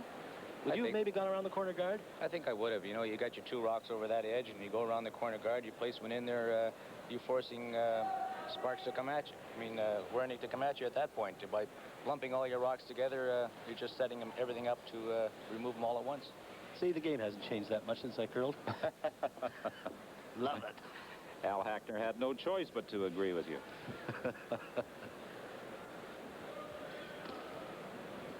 Well, this is going to be an interesting battle as the afternoon progresses, Al, between Armstrong and Savage. Both have been exceptional all week. You know, their stats, both thirds shooting in the 80s. I believe they're the only 2 thirds all week that shot in the 80s. And, you know, we've seen some great shots. You know, they always say the thirds set up the ends. And these fellows have been making some great come-arounds, some great hit and rolls. And a lot of times, Werenich and Sparks have been just nothing to do but just throw a guard. Well, Armstrong removes that Ontario stone at the top of the 12-foot, so BC lies 1 just on the edge of the 12-foot. Al, you had a disappointing year in that you failed to qualify out of Northern Ontario. Perhaps for some of the viewers across the country who aren't familiar with exactly what happened, where did you lose? We lost out of our club play. We lost a very opening round game, and forced us into a situation where we had to win 6 in a row to qualify for the zone play. And we managed to win 5 straight, but lost that 6th one on the last round. Al, I'm going to ask you something. I know, and I can just speak from my home province, and I know a little bit about provincial playdowns in other areas. But in Manitoba, you can get out of your own club to try and represent your province. You can go to 3 or 4 different spiels in the province to get a zone spot. You can go in the Manitoba Bonspiel and get a chance at one of 8 spots. In Ontario or Northern Ontario, you can correct me if I'm wrong, if you do not get out of your club, you don't get another chance, do you? That's right. We have the 1 spot out of our current club, and if you don't grab it, you're watching. Yeah. Would you like to see a different system, get more than 1 chance? Well, as a matter of fact, for next year, we got a system coming in there where there's a spot opened up before the club play don't start, and if you have a chance of getting that, failing that, you can't come out of your club. So at least next year, I feel it's a step forward for Northern Ontario and our area, and giving some of the better teams a second shot at it.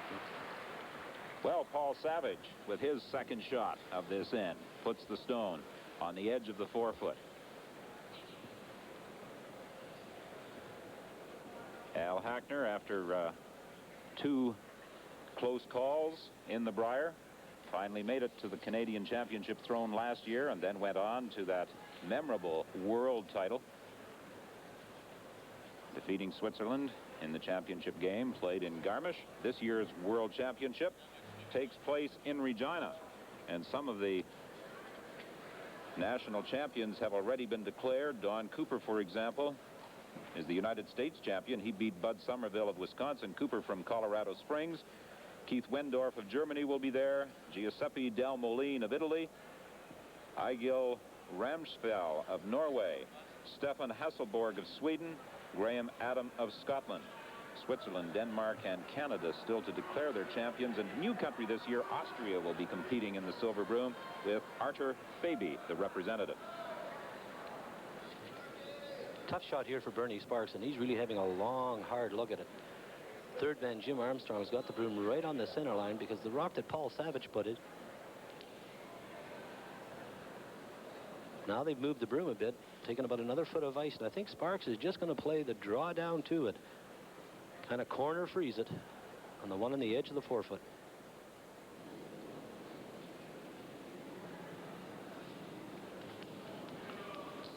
Bauer and Cook obviously know he's got lots of weight because they haven't started to sweep it. Now they're starting to make a move on it. And it has to be in there. It has to be in the 4-foot area. For shot rock, they can't afford to be second shot. Oh, did they leave it? Yes, they left it a little bit too long. But in a good position. They moved off that stone for just that fraction, and it comes up just a touch short.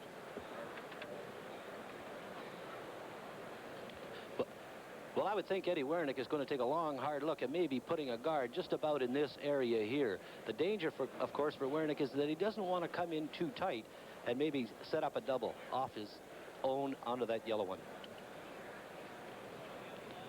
Do you like that magic little pencil that Don Duguid uses, Al?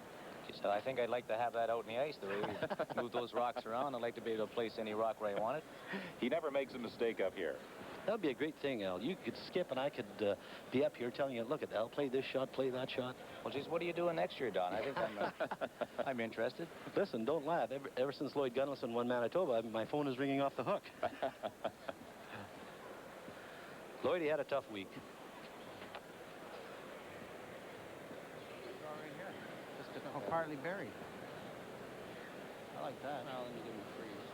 Well, should have given him something. Okay, just rub it in the back here. That's a good shot. This is really going to swing. You see how they lost his, eh?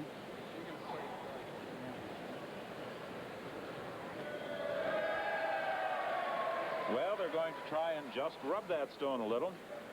Do you hear what Eddie Werenich said there? He said, look, tell the guys to watch it. They lost his because it really started to swing, and they did lose it because about another 6 inches, they had a great shot. Al Hackner, Don Duguid made the observation earlier in our coverage of this semifinal that on the center line, just at the top of the house, there seemed to be a bit of a hill, a bit of a valley. The rocks seemed to react very quickly and rather strangely. Well, this sheet seems to be swinging quite sharply. I know during the round-robin play, we saw when you had to go out farther, just a little bit wider, a very straight spot. If you take the ice on the edge of the 8-foot, that rock will not move anywhere. It'll sit right there, but a couple of inches inside less ice, and away it goes. Well, I think the concern here is that if they don't hit this one just right, they will put that BC stone back onto the Ontario shot rock. Well, I think they're just debating whether to play a guard or play it right down to the edge of the 4-foot.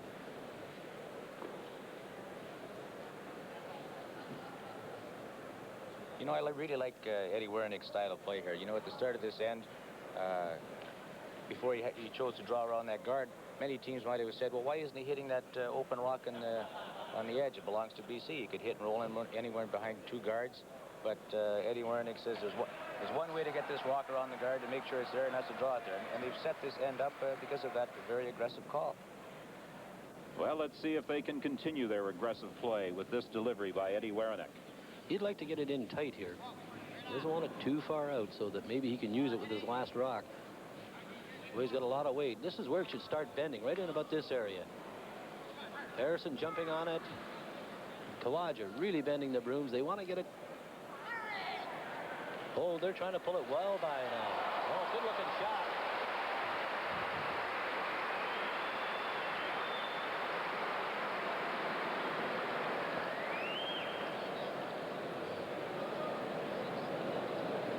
Ontario now lies 2, but does that present a double opportunity for Bernie Sparks? Well, to make the double, he's going to have to hit that outside one very, very thin. He's going to have to hit about a quarter of a rock. There is a chance he might be able to make the double if he just gets by that long guard and promotes his own onto those 2 in the 4-foot.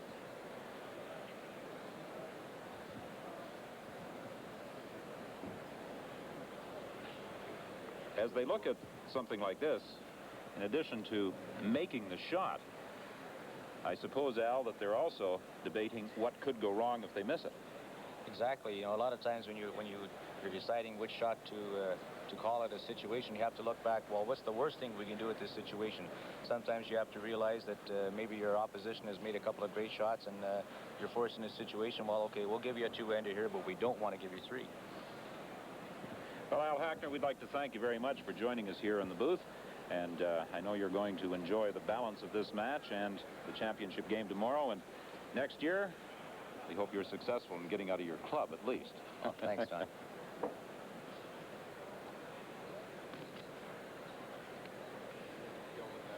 Well, Armstrong and Sparks are still discussing and debating their strategy.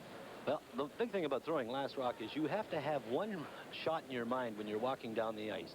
And there's two possibilities there. He could play the raise on his own and make the double kill that way, but the danger is he has a long guard out in front that he has to just get by to make that particular shot. There you see the long guard on the side, and there's not much room. He can only see about a quarter of his own rock. Conversely, the other shot is that he's going to play a double, but he has to hit the double very, very thin to make the double. He has to hit it on the high side just off the center line. Of course, this guy's been making them all week, so I wouldn't bet too much money against it. Good weight by Sparks. They yelled right away. He's still on the other side of center.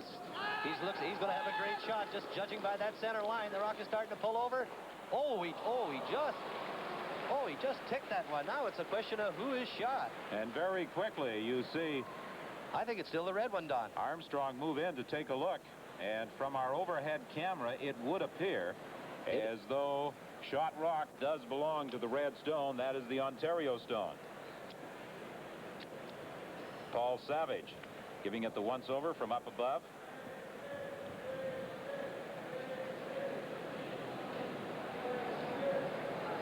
There you see the two rocks. And just judging by the way Werenich jumped over the side of the 4-foot, I think he feels that they are shot rock. Again, Armstrong and Sparks take another look. I don't think there's much doubt we're going to have a measurement at the conclusion of this end if those two rocks remain untouched by this final stone of Ed Werenich. But it would almost appear, as you said, Don, by the position of the broom being held by Paul Savage, that the Ontario curlers are confident they do lie shot stone. You be the judge as you look at it from our overhead camera. This is the time you want the fat rock.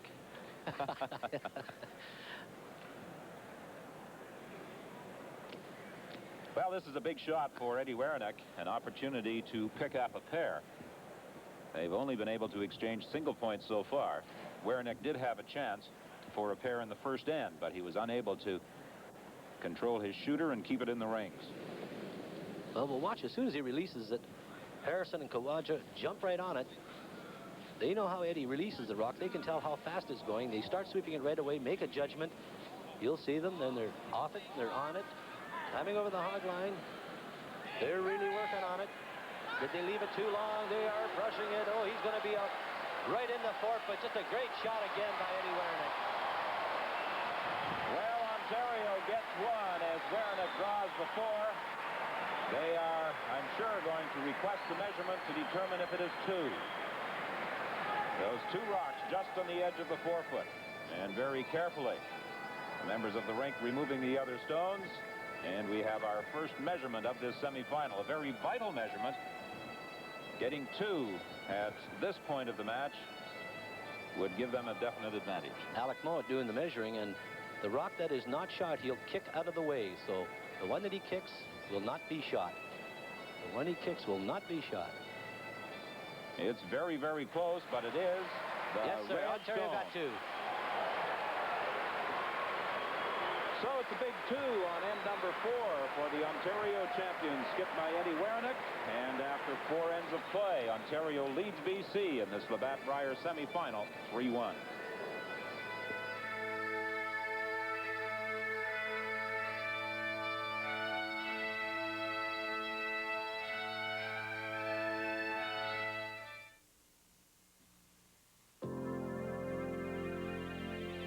For the 21,000 Canadians who own and operate Labatt's, brewing our beer is a matter of personal pride. And it shows every step of the way. So when the good taste of Labatt's keeps coming through, that's our pride coming through. Labatt's, when Canada gets together over a beer. Canon proudly presents the new AE1 program. For the pro photographer, it's even more advanced. And for pro quarterback Joe Theismann, it's even simpler to use. Hey, Dad! No matter how tough the shot, the new program mode automatically sets the camera for the best possible photo. This new Canon is super. The new AE1 program. So advanced, it's simple. And more of both. See your Canon dealer now for details on the great Canon spring gift offer. Now, Jordan's announces this exciting breakthrough. Carpet prices that defy comparison. Jordan's now offers a choice of luxurious nylon plush carpeting at 3 incredibly low prices. Choose a fashionable DuPont nylon for just $16.99, an elegant velvet plush for only $19.99, or a dramatic Ultron Saxony for just $21.99. Nylon plush carpeting, now just $16.99, $19.99, and $21.99. Hurry for this spectacular Jordan's breakthrough. You're watching Sports Weekend on CBC Television, and again, to bring you an update on an important news story here in sports anyway. In Wolverhampton today, Sebastian Coe broke his own world record in the indoor 800 meters. His time was 1:44.91, which is more than a second better than his old mark. And we have a final score, at least it appeared to be a final. Boston had defeated Philadelphia by a score of 5-2 in the only NHL game played this afternoon. All right, let's go back to Sudbury now. Well, Ernie, you have a busy afternoon today in the Sports Weekend studio in Toronto, but you're going to be joining us for the final tomorrow, and I'm sure you're going to see some great curling. We've seen it all week. Well, as a matter of fact, Don, I've been watching very, very closely, and it appears that you had one of those Briers where, well, any one of 4 rinks could win it. But just to get back at Duguid a little, because a world champion from Manitoba, it must hurt a little to see the Manitoba rink do so poorly this year, because Manitoba has always been, well, one of the top provinces in the country for curling strength. The past couple of years, it has not been there, Duguid. What happens? Well, Ernie, I took a verbal beating this year because it was the worst record Manitoba's had in a long time. 3-8 is not very good, but it was one of those years that a team came out of the province. They curled very well in the provincial playdowns, but unfortunately, they lost it all when they came to Sudbury. And Ernie, we'll look forward to you joining us tomorrow for the championship game between Eddie Lukowich of Alberta and the winner of this one, either Ed Werenich of Ontario or Bernie Sparks of BC. And at the moment, Werenich has the edge. He leads 3-1 playing the 5th end. John Kawaja at second stone is asked to remove that BC rock sitting out front. Kawaja, a political science major at York University.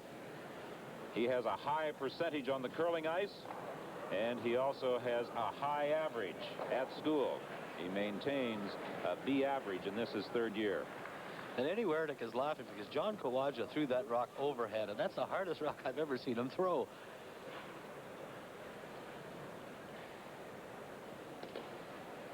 You know, we talked on at the beginning where you always try to get 2 when you have last rock, and that's Eddie Werenich's type of game. Because if you get 2 with every time you have last rock and hold your opposition to 1 when they have last rock, you're going to beat them every time. And so he gambles a lot when he has last rock because he plays with a lot of confidence.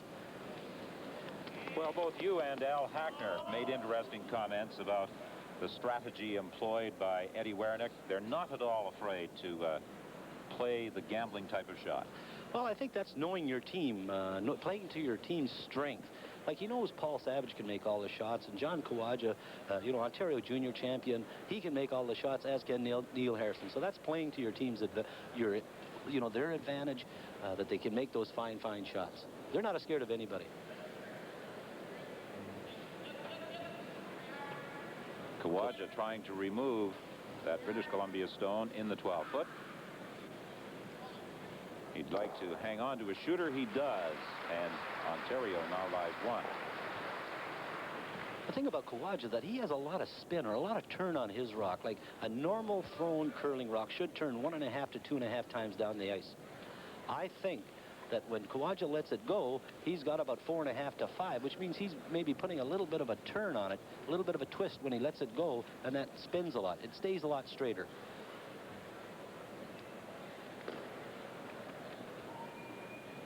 Al Cook, who, when he lived in Winnipeg, curled with a very famous name in Canadian curling circles, Howie Wood III at the Granite Curling Club. And I played for Howie Wood's father many years ago.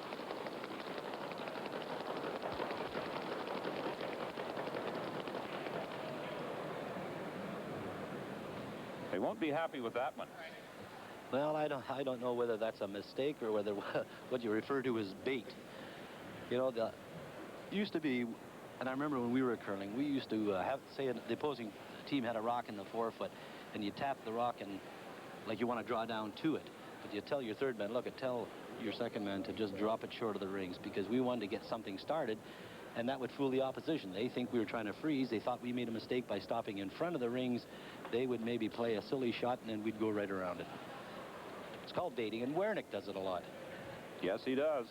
Paul Savage was telling us last night that they will do that quite often. Speaking right of Paul now, Savage, he's trying to go around that stone that was just thrown in by Al Cook across the hog line.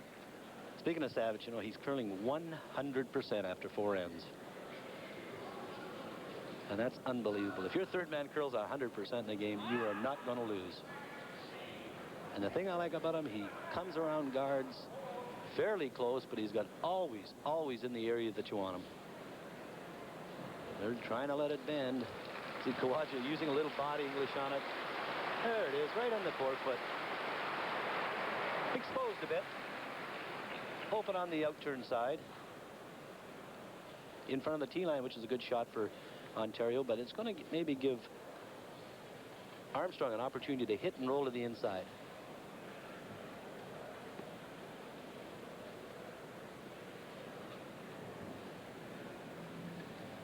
There you see the long guard right on the center line. You see the Ontario rock in the forefoot. Bernie Sparks can see about half of it. He's given Armstrong, about a foot and a half of ice, and he just wants Jimmy to come down, tap it back maybe about 2 or 3 feet, and just roll to the inside, little in behind cover. And it is now. Well, Jim Armstrong, prior to this match, received the Ross Hartstone Award. He was honored for exemplary conduct, both on and off the ice.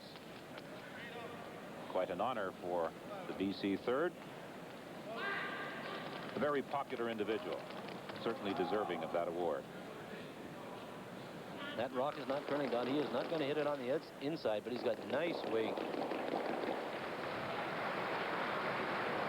So Armstrong nudges the shot stone belonging to Ontario to the back of the forefoot. Ontario still lies 1, but now Ontario has to try and remove that stone in the forefoot, and it is partially protected by a long guard.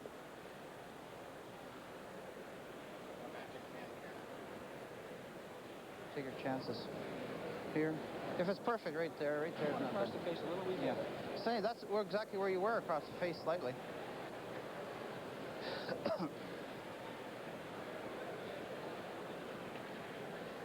So Paul Savage and Ed Werenich continue their discussion as to how they'll play this shot. Well, what they're talking about is where they're going to put the guard. They want it in this area, and they wouldn't mind if it come a little deeper in, just about there. But they don't want to certainly go in any further than that. I thought for a minute they might come down here and play the takeout and maybe get a little bit of a roll over into this area here. But they're not going to take any chances. They're going to play a quiet draw, maybe to the top of the 12-foot, because they are shot rock in the back of the forefoot.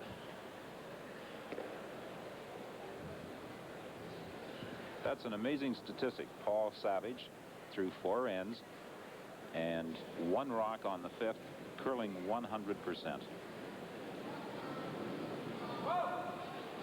Here, Paul yelling, whoa. He knows he has lots of weight. He certainly doesn't want to move that yellow one belonging to BC, because if he does, they're going to be shot rock. Oh, he's got nice line. Kawaja, Harrison watching it very closely. Starting to make a little bit of a move. Exactly where I penciled it in. How do you like that? Oh, nice touch. Well, through 5 ends now, Savage is still curling 100%. Shot rock belonging to Ontario at the back of the forefoot. British Columbia has the advantage of final stone on this fifth end.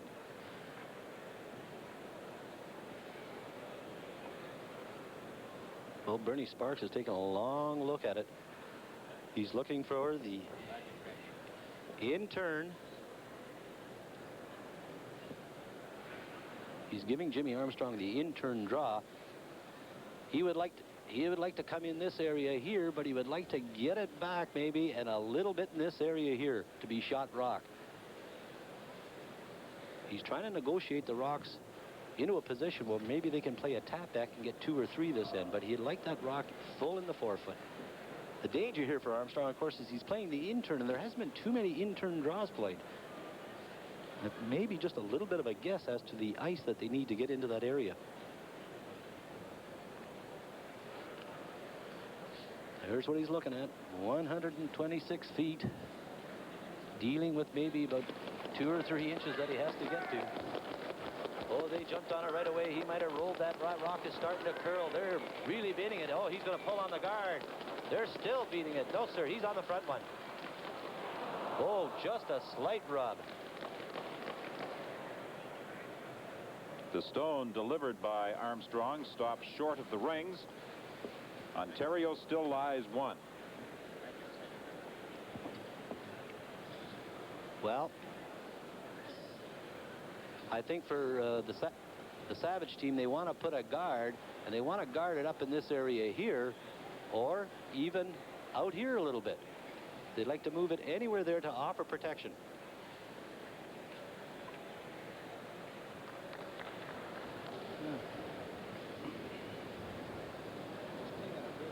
Yeah, I'll probably throw a little extra weight, so if it comes in here, I don't like that, but you know. Did you check out this run? No, I didn't. It's like he came out here, Eddie, and turned it in. Yeah. Like, I don't... Last end, when you had your free draw, you had us right there, and you ended up just getting to the Okay, let's go there.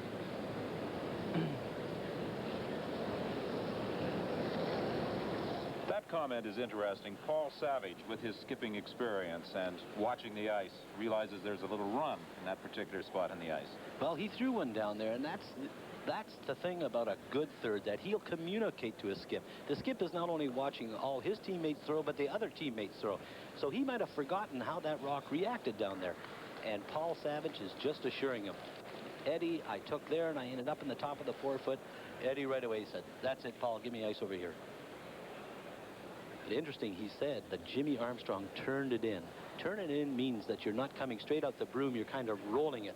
Much like you snap hook a golf swing, you rolled it inside the broom, and it took off. As soon as you start turning a rock in, it will start curling very fast.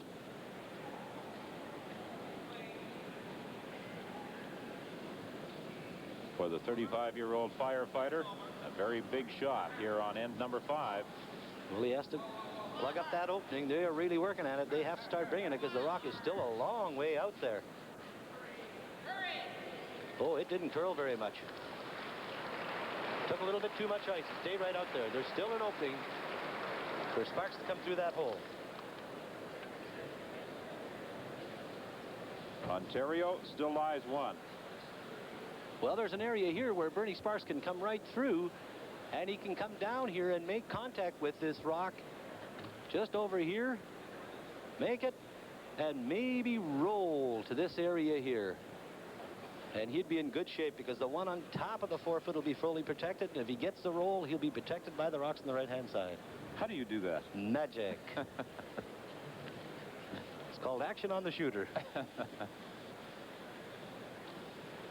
Ontario lying 1, but they could get themselves into some difficulty on this 5th end if Sparks is able to execute this shot, because they would then be lying 2. This is a very big shot, because if Bernie Sparks makes this hit and roll, there's a chance he could get 3, because it would be very difficult for Eddie Werenich to get at any of the rocks in the house. He's taking ice, the edge of the forefoot. He's not going to throw much weight. He just wants back 12-foot weight, hoping that he can come through the opening. Oh, he's got a lot of weight. He might have turned that one in. They are really sweeping it. They have to get it by the guard. Is it getting by? He's by the guard. He's going to be by the guard. He's got a great shot. Now, is he going to get the roll? Oh, perfect shot by Bernie Sparks.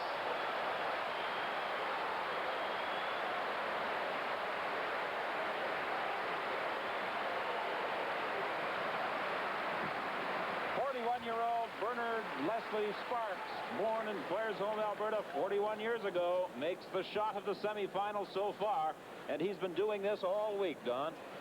Well, it's just a perfect execution by Sparks. He got a little bit of a bad break there. Yeah, but the thing is, Paul, if we play the hair to guard, and miss it, he's got a free draw for 3. Whereas I can play that with draw weight and just tap it right into here. Maybe it's...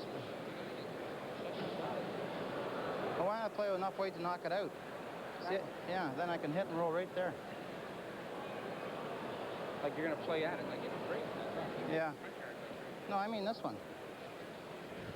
You don't like that? So easy. I mean, he had good board weight.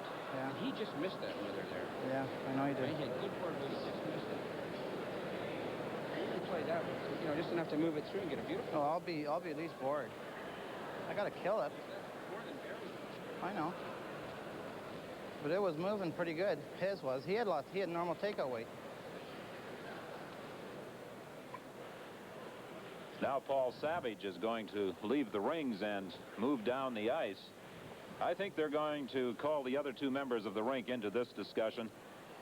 Well, no, it looked as though Paul Savage was going to go all the way down the ice and confer with the other 3, but now Werenich is talking to Harrison and Kawaja. Well, you heard Eddie Werenich say board weight. Armstrong threw board weight on that, or Sparks rather, and that... You'll see he's got a long way to throw that rock, but he's concerned about the weight, whether it's going to come over enough. He wants to move that rock, and he can't see very much of it.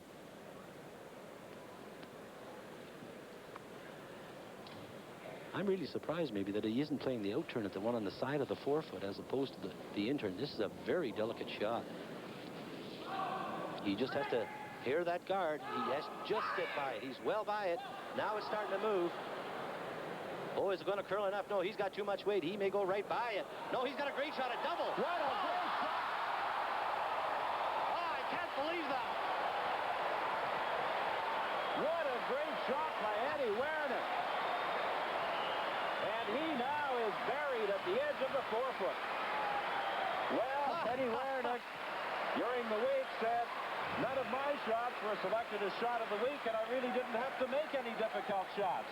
He proved right there that when he needs it, he can come up with the spectacular.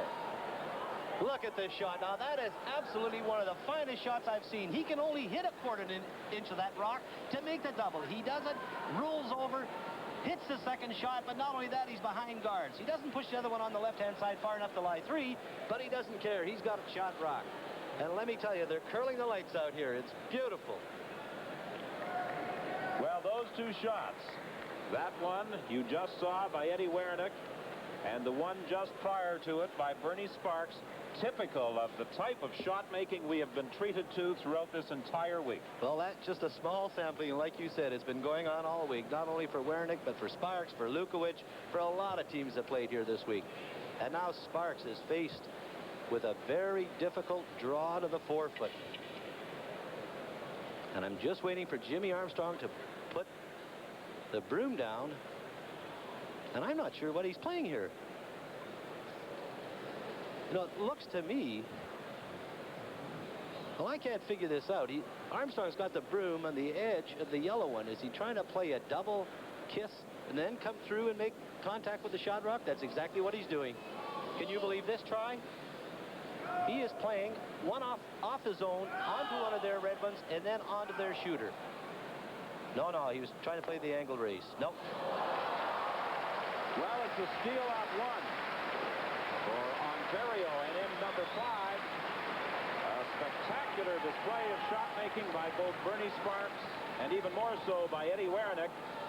And it's now a 4-1 advantage for the Ontario champions over British Columbia at the midway point. Eddie Werenich is standing by down at ice level. Eddie, that was the shot of the day. Yeah, I finally made one this week, Don. The ice is good today, but it's a little trickier. It's a little faster and swinging a little more, so you're probably going to see a little more aggressive curling. Eddie, I thought maybe I was looking at the out turn. You could see a little bit of that rock on the right-hand side of the 4-foot. I thought maybe you might have gone to that. When I was sitting on the hag, Don, I noticed that, and I almost changed, and then I thought, no, I got a good feeling about this one. I haven't made a real good shot all week, so maybe it was time, and it was. Never change your mind on a shot, eh, Ed? That's right. Well, I'm sure you were a little disappointed you didn't get off to the good start you had anticipated. You missed the chance for 2 on the very first end. Yeah, I felt I just underthrew that rock a bit, Don. I knew that if I threw it up early in the end, I had the whole house to roll to one side. I only had about 2 or 3 feet the other side. I made a little mental mistake, being a little excited out here, and hope we can correct that later. All right, Eddie, thanks very much for taking time to chat with us as they clean the ice. And the score here at the 1983 Labatt Brier Semifinal after 5 ends of play: Ontario 4, British Columbia 1.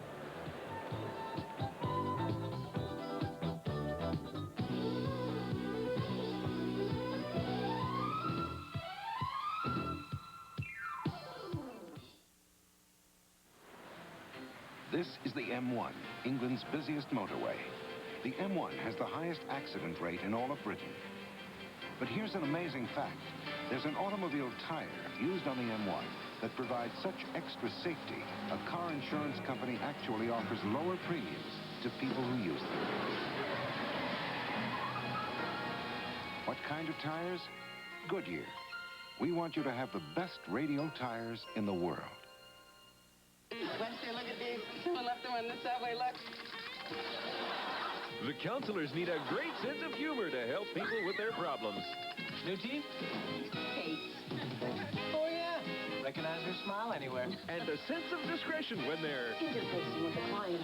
hanging in Monday night. 2 Canadian champions. Victor Davis, a determined winner. Alex Bauman, serious injury couldn't stop him. The Fast and the Furious, Wednesday. Every hockey fan in Canada should have his own copy of George Gross's Hockey Night in Canada book. It contains a wealth of information, statistics, team and individual records, rosters, anecdotes, and profiles. Written in Gross's easy expert style, it's richly illustrated with hundreds of action photos, spanning 30 years of Saturday night telecast. The Hockey Night in Canada book from CBC Enterprises is available now at leading bookstores.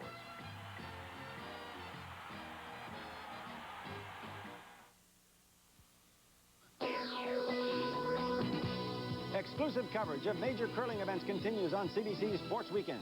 Next Saturday from Medicine Hat, it's the Uniroyal World Junior Men's Final. And then 2 weeks later, the Pepsi Junior Final from Halifax. March 26th, our live telecast comes from St. John, New Brunswick, with a unique Seagull Mixed featuring teams of 2 men and 2 women. April 9th, Penny Larocque, the newly crowned Canadian champion, will represent this country in the Pioneer World Ladies Final in Moose Jaw, Saskatchewan. And just a week later, the Brier champion will go after the Silver Broom, the men's World Final in Regina, Saskatchewan. It comes to you live with semifinal and final action.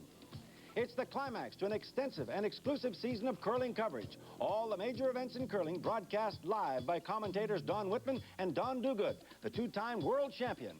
Curling comes to you on CBC's Sports Weekend. Yes, we have more exciting curling coming up for you on Sports Weekend. We've had an exciting afternoon so far. Bernie Sparks is standing by. Bernie, 2 great shots on that last end. Yeah, Eddie made a server shot to save himself a 3-ender. I think we could have made the 3 if he hadn't made that. And we had to play the erase because I don't think we could go through the hole on a draw. It's falling if you got too far out, and to go through it, we had to take to that spot. Bernie, what do you have to do to counteract shots like Werenich made? I think do a lot of praying right now. Bernie, you trail 4-1. Good luck over the final 5 ends of this match. Thank you. Bernie Sparks, the 10-time Brier veteran from Vancouver, actually started his curling career in Claresholm, Alberta. His father was the ice maker at the Claresholm Curling Club. It seems that's a familiar pattern for a lot of champion curlers. Start them young. Get lots of ice time that way if your dad's an ice maker. Well, Bernie is definitely up against it in this semifinal. However, he has fought back from behind in other matches this week. Well, you know, when a guy makes shots like that, and he's made them again all week, Eddie Werenich, you know, you're almost afraid to put a rock in a certain area because you're always looking to say, well, look, if I put it there, this guy's going to make the double, triple kill roll type thing on you. So, you know, you have sometimes you react a little too overcautious. But I would think Bernie Sparks has got to really attack now and start throwing up some corner guards, trying to hide in behind cover and throw caution to the wind. Because it's very difficult to come back from a 4-1 lead against a team like Ontario. And see, he's starting right away. He's going to throw up a corner guard.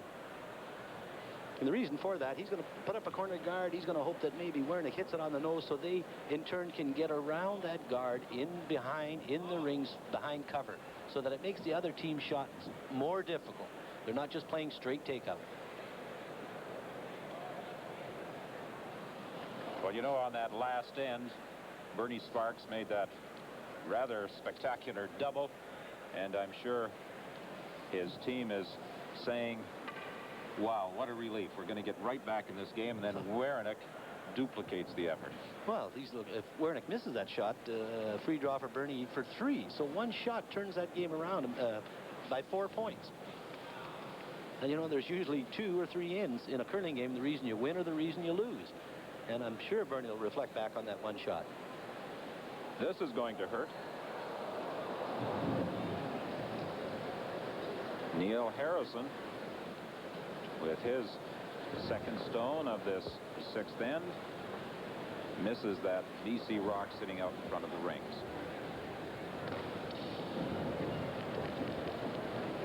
An indication from Bernie Sparks that he wants that stone up front raised in.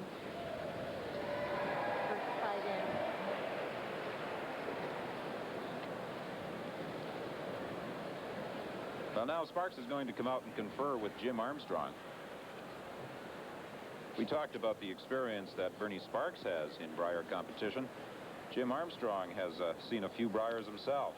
In 1973, he was on a rink that was second in the Brier when it was won by Harvey Mazinke. In 1974, he was the skip of the rink that finished 3rd to Hector Gervais. In 73, he was on the BC Mixed Champions. In 71, the BC Junior Champions, and in 1967, the BC High School Champions. They're going to throw up a corner guard. They're not too concerned that that rock in front of theirs is protecting an Ontario rock in the 4-foot. They want to get some rocks out in front so they can hide behind, and they'll deal with that rock on the button belonging to Ontario later on in the end. See, and Eddie Werenich knows it. He's going to have a long, hard look at this and say, well, maybe should we run it off, or should we maybe protect this one and steal another one and be up 5-1? It's a bit of a gamble, but I think you'll run one of those guards off. Probably the corner one. You'll try to roll the corner one off, roll into the center, and offer a little bit more protection for that one in the 4-foot. He's asked young John Kawaja to fire pretty good weight at this stone, and Kawaja complied with the request. Will he get both of them? Oh, he'll get a good piece of it and roll off his shooter. Kawaja, nicknamed the Little O. He was telling me Alfie Phillips gave him that nickname. Well, I think they're referring to, we have a big O in Winnipeg, and I think who's a fiery competitor, and I think John Kawaja is that way too.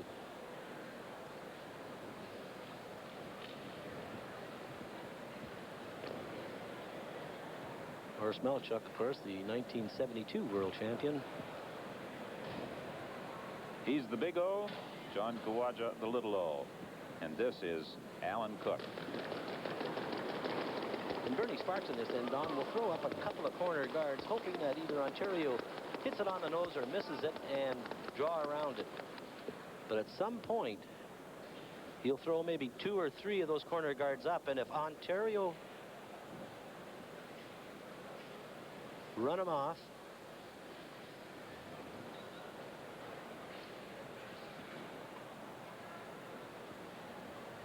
Kawaja again going after that corner guard that was just thrown up by BC. Same shot for John Kawaja. It has to bend a little. He may get the double here. He has got to. Well, really, it doesn't change things much for Ontario. As a matter of fact, it works out a little worse for them because, number one, they've exposed that rock in the 4-foot on the right-hand side of center now. Good shot by John Kawaja. You'll see he makes contact with the one on the left, rolls over, hits the BC rock out. But the way he hit it, it's open on the out-turn side, and look at this. Bernie's going right to the attack. So while people applauded for that shot, it really didn't work out that well for Ontario. Of course, they have to get this one in. Alan Cook, Armstrong, Kevin Bowers sweeping. They have to get it into the house somewhere. preferably frozen against it. Good shot by our handheld cameraman. Look at that, Don. Are they going to get it by? Oh, they just get it by.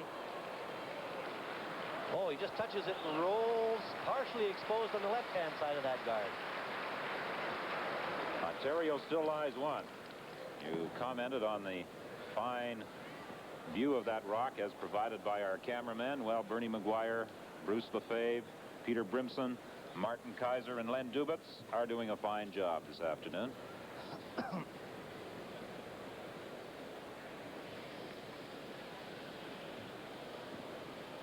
Have we got the statistics through 5 ends? Well, yes, Paul Savage did make both his shots on the last end, so he's still curling 100%. Well, they might have docked him 2 percentage points for that one guard that he played. It didn't completely cover it. Now, that is really critical marking.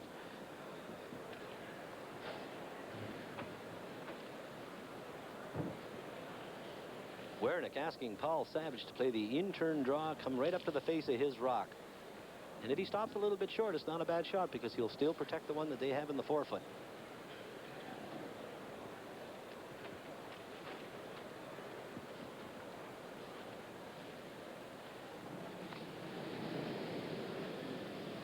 The old left-hander, there he goes.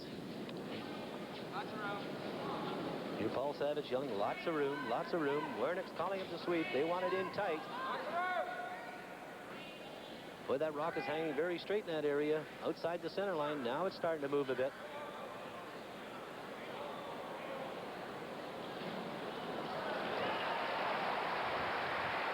Well, Paul could have picked that one up and taken it down there. Couldn't have put it in a better spot. Ontario still with the shot stone. Paul Savage, 35 years of age. He has his own company in Toronto, Bowden's Information Services. He's involved in the communications printing business, doing some radio and television monitoring, press clippings, publishing medical books in the United States. He's got one on how to quit smoking. I think I'm going to suggest he provide you with a copy, Don. I'll give it a try. I've lost the weight now. I'll give it a try. Delicate shot here for Armstrong. Bernie Sparks giving him ice in the center of the 8-foot area. He just wants Jimmy to come down and maybe freeze to it or tap it back and hope that Ontario can't put on the perfect guard with their next shot so that they can maybe promote the one that Jimmy's throwing right now.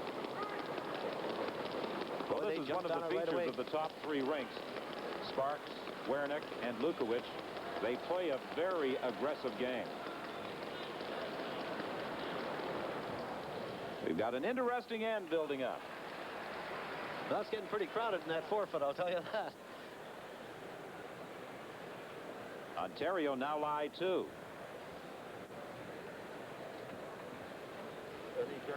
Well, with 3 skips on one rink, one would suspect that sometimes there might be lengthy debate as to which shot to play. But Paul Savage, who has skipped Ontario teams in 4 previous Briers, says there really is a minimum of discussion. 3 of us get involved is when Eddie calls a bad shot. He agrees. No, that's true. I'm a firm believer that it's a team game. If my concentration wanders, especially a thing like the Labatt Brier, I might hear a big roar in the next sheet, so I'll look over and I'll just put the broom down maybe in the wrong spot. So I almost insist that the guys watch the ice so that if I make a mistake, to correct me. Well, Paul Savage watching the ice on the last end certainly helped. Oh, it certainly does, boy. And that's one thing all players must do is watch the running course of the rock, because you may have to duplicate the shot that the man you're playing opposite against just made. So everybody should watch the ice. They should watch it as good as their skip and know it as good as their skip. Savage playing a guard. They're lying 2 in the 4-foot. Dropping it out in front. They don't want it too far in. Another good shot by Savage. Now how do you get in there? It's time for a Jimmy Armstrong circus shot.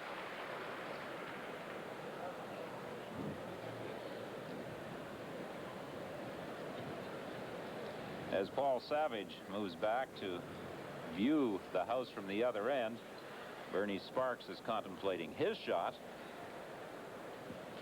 And getting to that button is becoming increasingly difficult. Well, that's the danger. When you have last rock, you're trying to score 2 points. When you have last rock, you want to play it to the side so it doesn't get congested like this, and it's easier to get in the 4-foot if it doesn't work out for you. But when you have last rock and you play in that area, boy, you're playing with fire. You can get burnt. Can I use the line now? Yeah, go ahead. That's a great Werenich, intro. being a fireman, has an opportunity to put out the spark. Oh, Don, some days. Well, Jim Armstrong has a very key shot here for British Columbia. If he hits that one right in front, pretty well on the nose, he's going to drive it onto his own, and he could make the double kill on the 4-foot. But he doesn't want to. He can hit just about any part of that rock and make contact. He's got a good-looking shot. There's 1, 2. Oh, good shot by Armstrong. Oh. Yes, indeed. What a shot by James Peter Armstrong. The 32-year-old British Columbia third gets his rink out of a jam. Look at this shot. He just hits the guard that Paul Savage put there, drives it straight back onto one of his own, makes good double kill, and lies too. And you know, that was the danger of Paul Savage's guard going in too deep. If he leaves it another 2 feet, it makes it that much tougher for Armstrong to raise it back.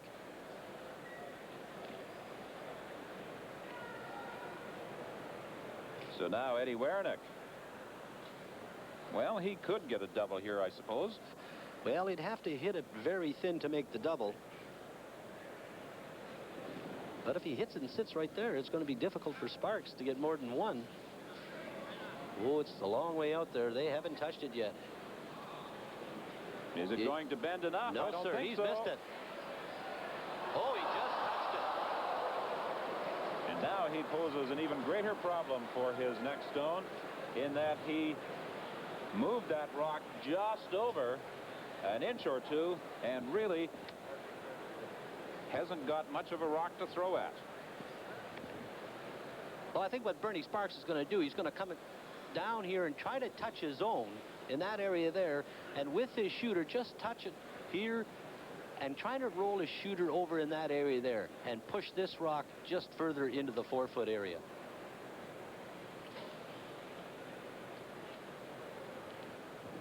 Bernie Sparks has a great chance here on end number 6 to get back into this game, this semifinal at the 1983 Labatt Brier. 4-1 as you see the scoreboard. The danger here, Don, is that he wants to make sure that he rolls his shooter out of that area there where the 2 rocks are in the 4-foot, because if he just taps it there and stays there, it's going to allow Werenich an opportunity for a double.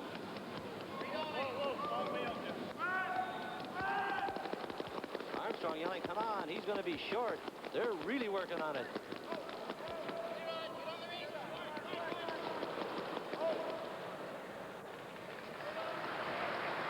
Into the top of the 12, but he still lies just 2.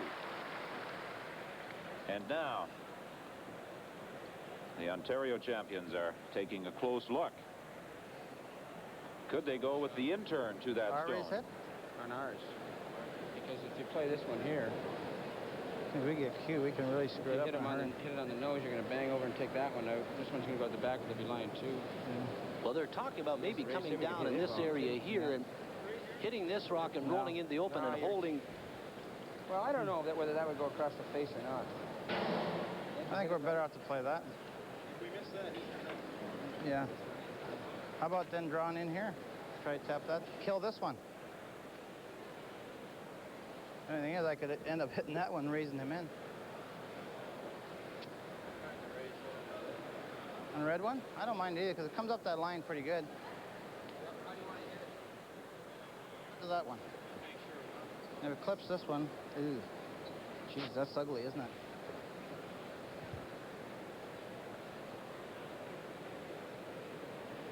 Well, again, not only are they discussing what they could do, but they're also just reminding themselves of what could go wrong if they miss the shot. Okay, so I can come down there, but if I were... Triple is there. Okay. I think. You know, at the same weight you threw. You got to hit 3/4 of that rock and make sure that yellow one, you just got to try and roll it over across the face of that thing. Want to try a triple? Yeah, let's try it. This rock, we can roll it across the face. We hit 3/4, just end up there. Hey, I like his style. You want to try a triple? Let's go for it. You notice he got all the team members involved. And it's a bit of a gamble here, because if he doesn't hit this right, he could maybe, he's trying to hit this one here, drive it back onto these two here, and what Paul says is he's trying to, this rock here will roll across the face of this one.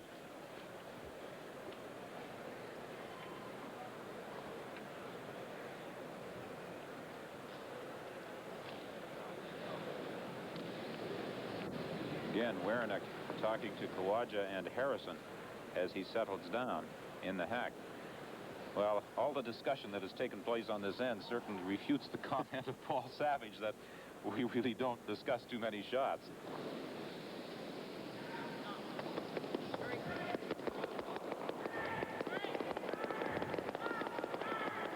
They're going after the triple kill. Will they get it? 1, 2, he's got 3! Oh, can you believe that?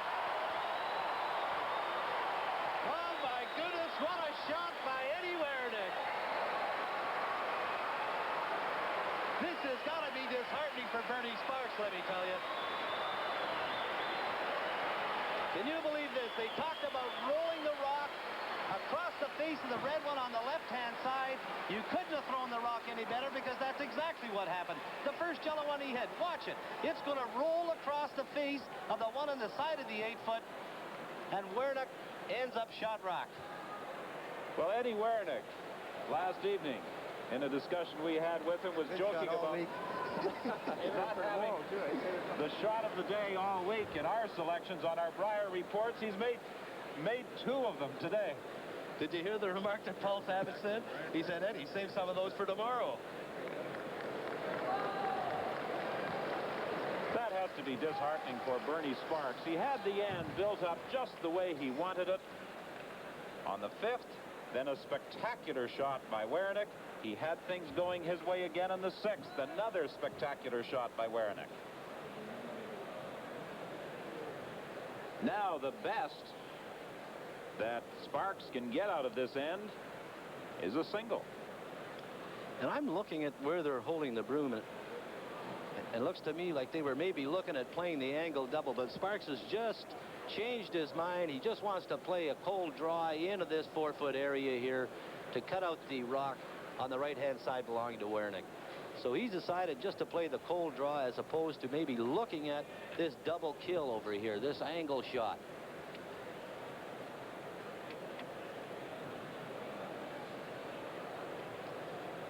He's got ice, the edge of the 8-foot. Be interesting to see how the rock will react out there. It's a little bit heavier because generally most of the rocks are played down the center line, so it's going to be an interesting draw shot for Bernie Sparks, and he certainly doesn't want to give up another point here. It's bad enough he's going to be 2 down playing the 7th end if he doesn't make this, or if he makes this one, but if he doesn't, he's going to be a little bit more down. They're really sweeping it. Looks like he's got weight. The rock is starting to cut. They're worried about it pulling on the guard. It is starting to move over as he by. Oh, they just get it by, but is he a little bit strong? No, sir. Right on the button. Bernie Sparks with a pressure draw to the 4-foot on end number 6. Picks up a single point. And after 6 ends of play, Ontario is still in front, but their lead has been reduced to 2.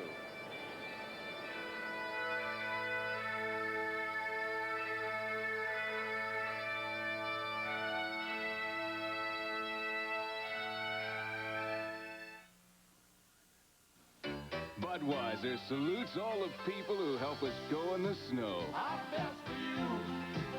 There's no one else who does it quite the way you do. For all you do. I'm best to you. Yeah, this Bud's for you if you like your beer with that distinctively clean, crisp, Beechwood aged taste and smoothness that says Budweiser. For all you do. This Bud's for you. On our next 5th estate, the mixed blessings of a successful Indian band. Millionaire band chief Ron Derrickson is being attacked by some fellow Indians and the Department of Indian Affairs. if the Indian way is taking handouts from the government, having 95% welfare, having housing where there's no bathrooms, the health standards are gone, if that's the Indian way, I'm going against it. And the hell with them. The Fifth Estate, Tuesday at 8:30 in Newfoundland on CBC Television. Enka on CBC Television, one of the great entertainers of our time. Superstar guests. What a show. Paul Enka. Enka. Monday night on CBC Television. Whoa, that guy ought to be in show business. A celebration of Canadian cinema, the most coveted entertainment award in Canada, the 1983 Genie Awards, with host Dave Thomas, March 23rd. All right, you're watching Sports Weekend on CBC Television, and we have another update here. In Hungary today, revelation of a soccer scandal involving 50 soccer teams, referees, players, officials, and gangsters who rigged hundreds of weekly games. Players were bribed in almost every game, and the scandal could do irreparable damage to soccer in Hungary, and no doubt that will affect some of the other countries, soccer countries, some of which have investigations of their own underway. And so that brings you up to date once again. All right, we're all set now to go back to Sudbury, Ontario. Or are we all set to go back? Not quite yet, huh? Okay. I suppose that we're going to talk to Don Duguid and Don Whitman. All right, gentlemen, we've watched some just great shots here today, and just very, very impressive. But I think I have to make a comment here that because...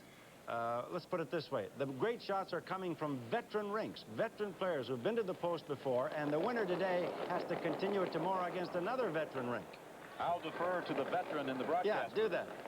Well, I think these two teams that we have, two in the semifinal, one in the final, Ernie, have played a lot of cash fields. They've been around a lot of or tankard playdowns, a lot of Briers, so they know what they're doing. They know ice conditions. They know how to react to arena conditions.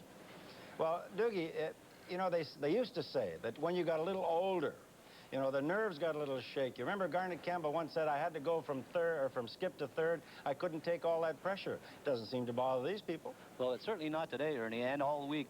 They've just put on an amazing display of curling. They've made all the shots imaginable, and they're still doing it. So I don't think nerves is any part of the Werenich team or the Sparks team or the Lukowicz team. Incidentally, I just love the way that you're marking up on that telestrator. Your actions are good, your comments are good, but your circles aren't too good. I'll work on it, Ernie. Okay. We'll get him to improve that for tomorrow, Ernie, when you join us here at the Labatt Brier in Sudbury for that championship game. It will be Ed Lukowicz against either Bernie Sparks of British Columbia or Ed Werenich of Ontario. And I don't think we could possibly see any more spectacular shot making than we have already witnessed this afternoon. But the way Lukowicz played during round-robin competition, we might see some brilliant shots. And if Werenich curls this way, he'll require brilliant shots. Oh, he will. These are three very, very good teams. And, you know, much to the credit of Bernie Sparks, you know, he's had two amazing shots thrown at him in two ends. It looks like he's going to maybe score 2 or 3 in both those ends. Werenich comes up with some great shots. Bernie Sparks, with his last rock, drops it right in the 4-foot. So that's got to be a lifter for him. And that's a difficult thing to do, to come back after a guy's made some spectacular shots after you. You know, we called a shot that Bernie made earlier in the week against Ontario in round-robin play as the shot of the week.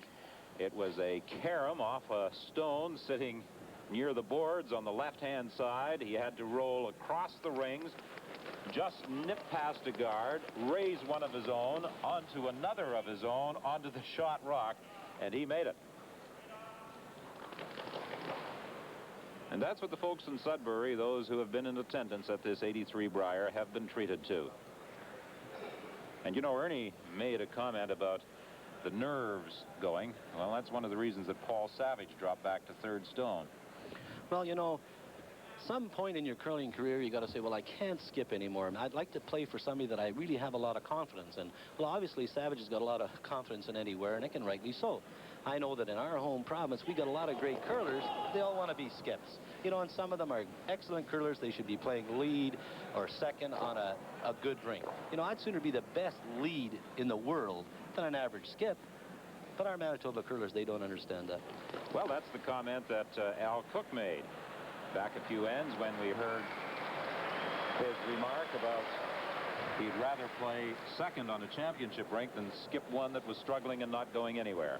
Well, you know, and take a look at John Kawaja. He dropped from the tee head to second stone. Exactly right. You know, when you win the World Championship or a Canadian Championship, you get the same prize as the skip. You know, I can understand some of these curlers. They're thinking, you know, you're just as an important part of the team at playing lead as you are at skip. Just unfortunate. Some people like to see their name in newsprint or whatever. And that's Don Duguid's editorial comment for today. But your observation is well taken. Neil Harrison had no reluctance to drop back to lead when they tried to put this Ontario rink together. They wanted John Kawaja at second stone. He had been throwing second stones. Paul Savage dropping back to third. Jim Armstrong dropping from skip to third for Bernie Sparks when they decided to amalgamate a couple of rinks. And Kevin Bauer, who plays lead, has never ever had any desire to skip a rink. He's quite content on the front end.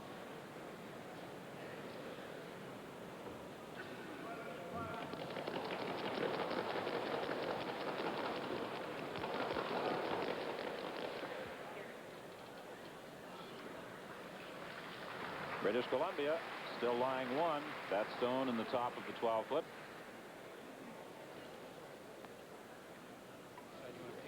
Same side. It's easier, I think. Or you want to cross face? Hey? This is easy, too. But I've seen one go by. Let's go this way.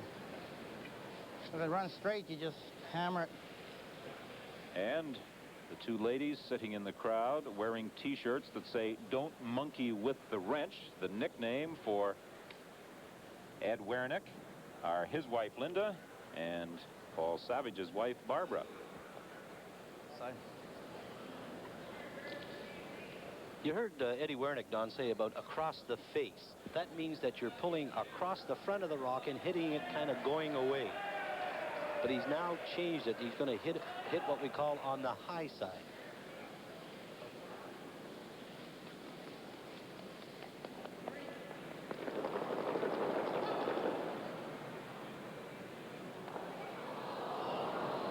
I think had they swept that one, they might have got that shot stone. They might have got it past. That's why they went to that turn, Don. Because if he doesn't chip the guard off, he'll get the shot rock. They're not too concerned about the rock in the 12-foot. They just want to make sure that they either get one or the other, but certainly not miss both of them. Because really, that rock should not come into play in the 12-foot. Like Werenich could easily draw to the 8-foot. They're worried about Sparks getting something in the 4-foot area, and that's why they're trying to run off the front ones. You know, we talked earlier about Jim Armstrong being a dentist. He was out of practice for a full year in 1980. He was changing a car tire when he was hit by a car. A hit-and-run accident. The tire iron went through his hand. He suffered nerve damage, required 2 operations. He was off work for a full year. His case finally went to the Supreme Court, but he was unable to practice dentistry for a full year.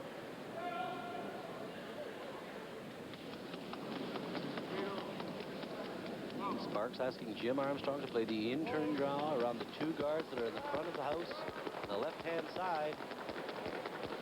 He's got nice line and nice weight. He may not be full in the 8-foot. Now they're starting to really sweep, and it's coming into the top of the 12, into the 8-foot. Good shot. Jim Armstrong hits the 8 as VC now lies 2. Well, we can roll right behind his. I think you got to play regular, Paul, so if you hit that, you might kill that one. Yep. More? There? Yeah, this will move. Werenich, talking to Paul Savage, says, "You can come down here, Paul, and just make contact with this rock and roll your shooter over in this area behind his own, right in that area there." If he hits what he sees, that's exactly what's going to happen.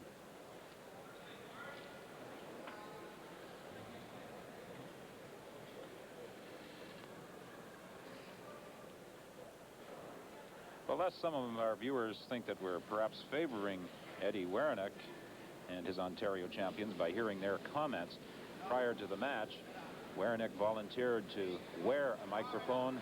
Sparks tried it, felt uncomfortable with it, So as a result, we are only hearing the remarks from the Ed Werenich rink.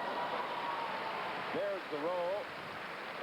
Boy, they didn't touch that rock all the way down, and that rock just curled in the last 6 feet, or Savage might have had his first miss of the game.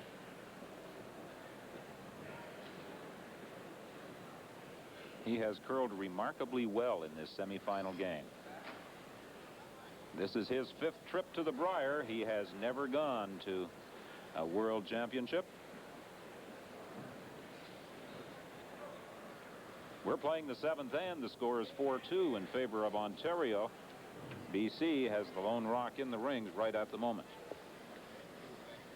And we're awaiting the first stone of this 7th end from Bernie Sparks, the skip of the British Columbia champions.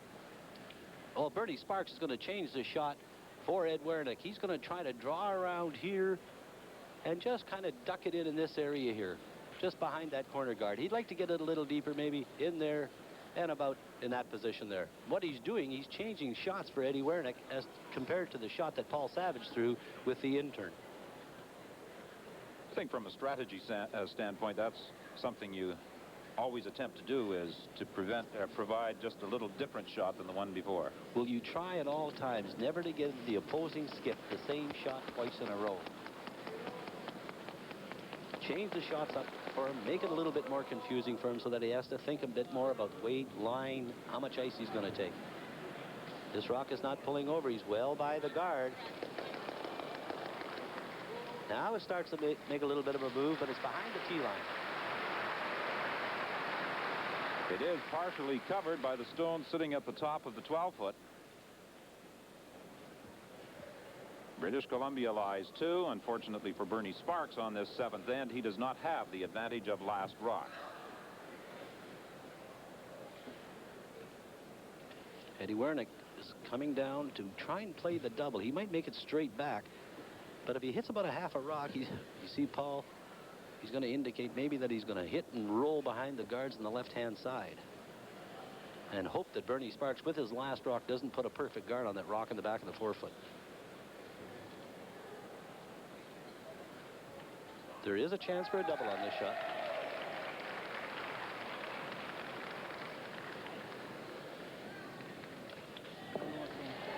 Look at that, you can hardly see that. And that's how far they got to throw. And that's pretty awesome, isn't it? Especially after the shots Eddie Werenich has made. This shows you how precise these fellows have to be when they're throwing. Good shot by our handheld man. Good job. There's the brushes right in front of the running course of the rock. Savage watching the line. The sweeper's just trying to keep it straighter. And now he has rolled to the other side of the rings. He has second shot, and it is behind cover. What does Bernie Sparks want to do now? Well, you see, that's what type of game Eddie Werenich plays. He's saying to Bernie Sparks, okay, Bernie, if you don't throw on a perfect guard, we're going to get 2. He's forcing Bernie Sparks to make exacting shots.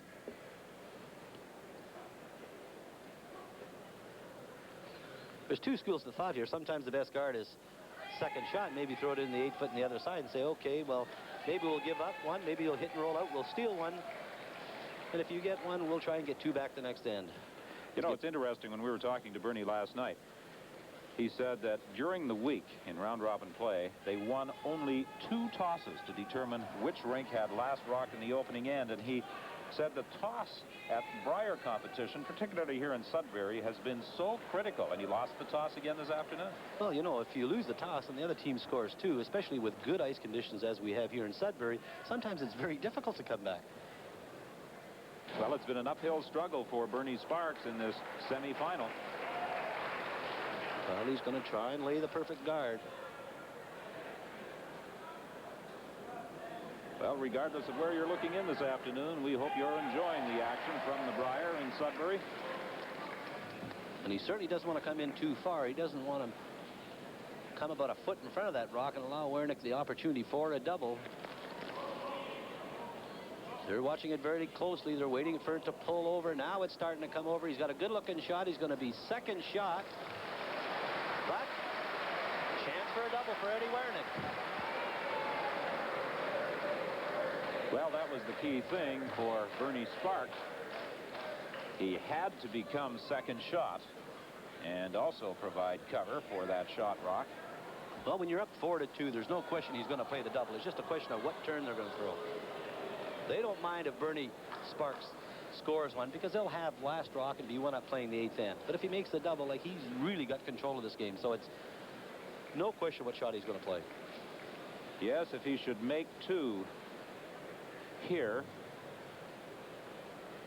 But psychologically, he doesn't want to miss them both because that would give the Sparks team a big, big lift. That's right. But if he should pick up 2, he would be leading 6-2 with 3 ends to play. And although the lead is not insurmountable, it would be difficult for Bernie Sparks. Out turn. Werenich, a pretty nice weight. He kind of floated it back a bit. Paul Savage is going to have to watch the line.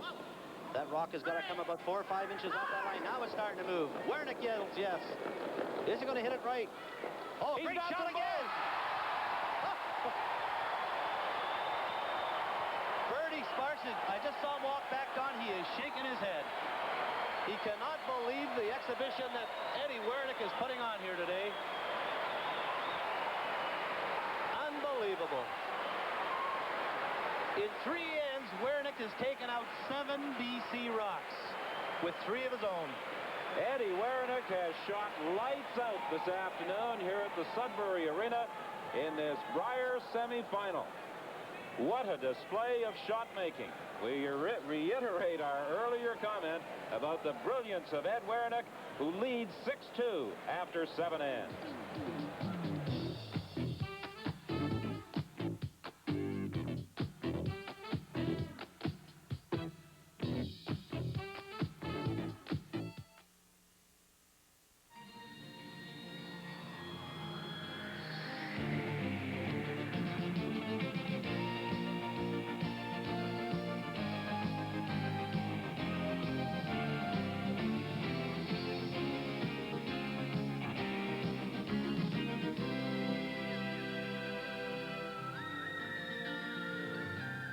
A new prelude from Honda.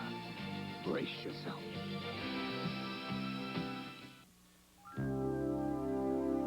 Quality.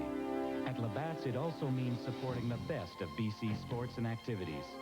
So you'll see Labatt's in a lot of different places, involved in a lot of different events.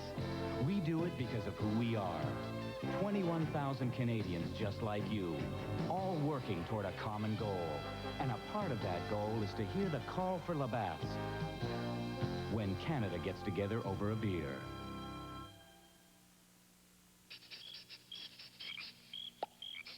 If you're planning a trip to the United States, Latin America, Eastern Europe, or Western Europe, or even Africa or the Caribbean, why not take us along?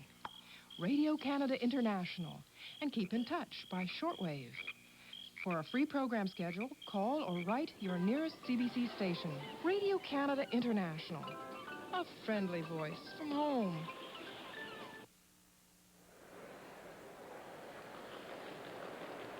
Back at the Sudbury Arena, we're playing the 8th end of this semifinal, and those 3, Paul Savage, Neil Harrison, and John Kawaja, have all been named to the Brier All-Star team. The skip, and you might be surprised at the way Ed Werenich has played this afternoon, is Ed Lukowich. And Lukowich, of course, curled a brilliant 85% through 11 round-robin games. Well, you know, you can only pick 4 players on a team, but I'm telling you, there was a lot of great shooters here. There's nothing wrong with Jimmy Armstrong. He was in the high 80s for a percentage. Bernie Sparks, of course, played brilliantly. But the curling here has been unbelievable. And, you know, at the end of that end, I saw Bernie Sparks turn around and just shake his head. And like I said earlier, he doesn't know where to put the rock. He's powerless to do anything against the shooting of Eddie Werenich. He can't do much more than he's doing. The BC champions have curled very, very well. They have had the ends built up. 3 successive ends, 5, 6, and 7. A double by Werenich, a triple by Werenich, and then a double by Werenich. Well, that's unbelievable shooting. And I don't think Bernie Sparks will play a takeout now. He is just going to freeze to anything. He's going to put the rocks out in front, hoping he can get something started. And maybe, just maybe, Werenich might make a half a shot so that he can get 2 and get back in this game.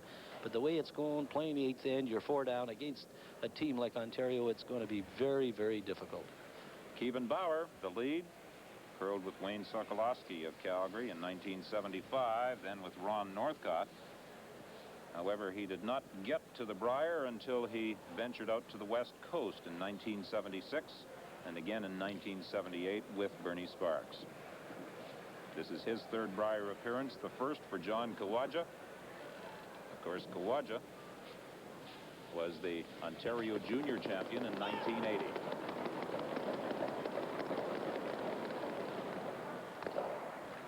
But I think we've seen evidence this afternoon in relating to the earlier remark by Kawaja about the big difference in junior curling and the Brier. Well, Brier curling is all pressure, as is your tanker playdowns in your local province. It's all a lot of pressure, and you have to have a lot of confidence, and you have to have a lot of confidence in your teammates and your skip and what he calls, and it's just one pressure-packed game after another.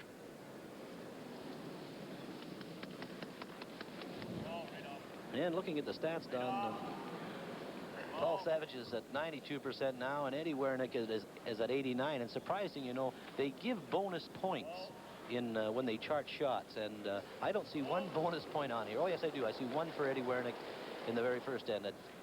But that's amazing. Like, have an 8-point must system in curling. Like, to me, he would have got 12 points for each of those shots he played. Yes, on the 8-point must, he would have indeed got more than 8 points.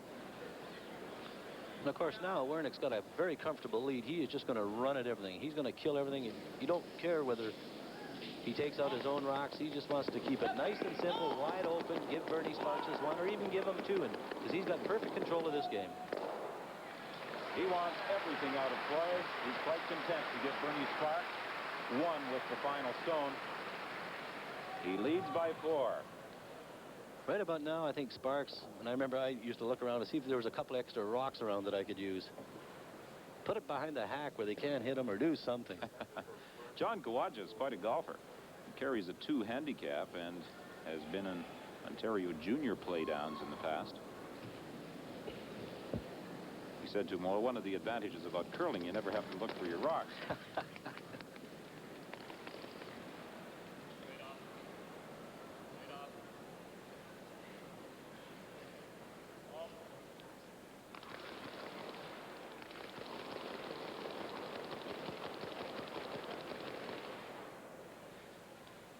Cook puts the rock in across the hog line, just short of the rings. But Paul Savage will attempt to remove it. They're going to try and keep everything clean now. Well, the Sudbury Committee and members of the group promoting this fine city in northern Ontario in evidence in the stands at the Sudbury Arena, the white T-shirts, and we were presented with the white T-shirts as well as the hard hats the other day.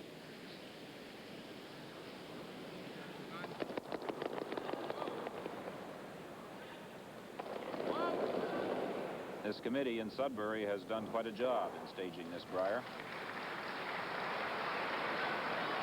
It's interesting, too, Don, that Bill Groom, who is the chairman, is also the coach of the Northern Ontario Junior Champions. He's had a busy year. Yes, Roger Sauvé of Coniston will be taking the Northern Ontario rink to Halifax for the Canadian Junior Championship, March 27th through April the 2nd, and of course we'll be there for the championship game. Jim Armstrong, nothing in play as he prepares for his first stone of this end. End number 8 at 6-2 in favor of Ontario over British Columbia. The winner will advance against Ed Lukowicz of Alberta in tomorrow's Canadian Men's Championship.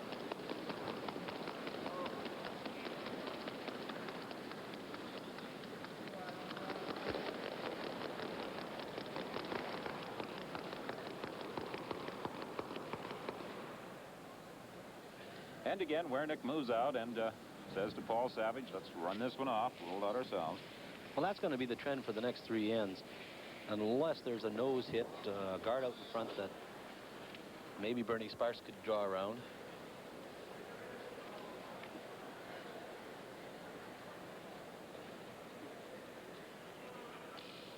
You see the purple hearts that adorn the sweater of Ed Werenich. He also has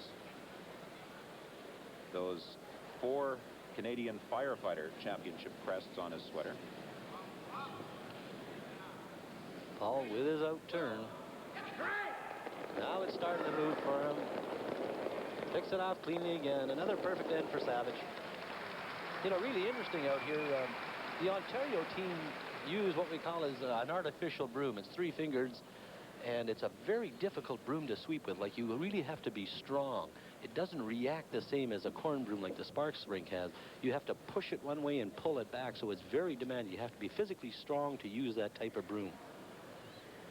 And you know, in watching this semifinal, perhaps our viewers will agree, with both rinks using the brooms, it adds something to the game. The noise, the whipping of the broom on the ice creates excitement within the arena. Well, you know, when Cook and Bauer get going on a draw shot, like, they're really in rhythm together, and there's a nice reaction, nice rhythm to it, and it's exciting. You hear the noise, you hear the slap of the brooms, and it gets people involved in the game. They're enthused about it. And that's one thing that the brush takes away from the game of curling. There's no noise, it's on the ice, doesn't react at all.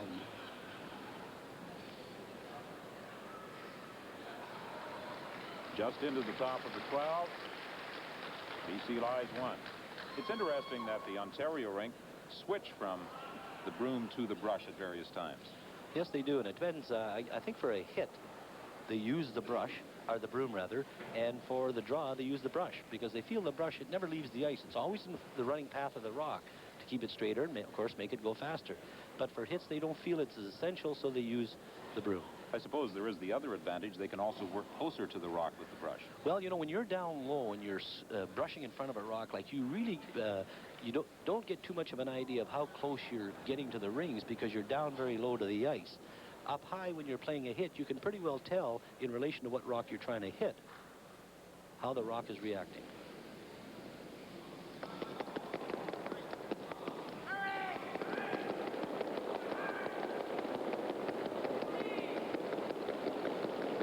Savage yelling, hurry. They don't want that rock to hang around. They would like to sweep it right out of the ring. Look at them, both of them working at it. They don't care whether it's in the house at all. What they want to do is Bernie Sparks will put this one in. They'll hit it on the nose and say, okay, Sparks, hit it on the nose, take your one. Now we're 3 up playing the 9th end. They'll blank the 9th end, 3 up coming home with last rock. You can't ask for more than that.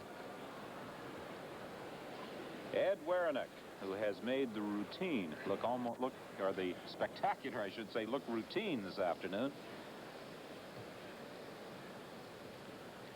And it must be very tough, frustrating for Bernie Sparks. Oh, it has just can't get anything going. You know, you have one end, you got 6, 7 rocks in play, and you look like you're going to get 2 or 3, and you don't get any. You maybe have to draw life and death to the 4-foot to get 1.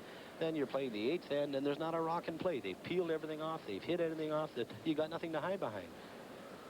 So, you know, they're very good at playing either game, the Ontario team, and they've certainly come up very big today.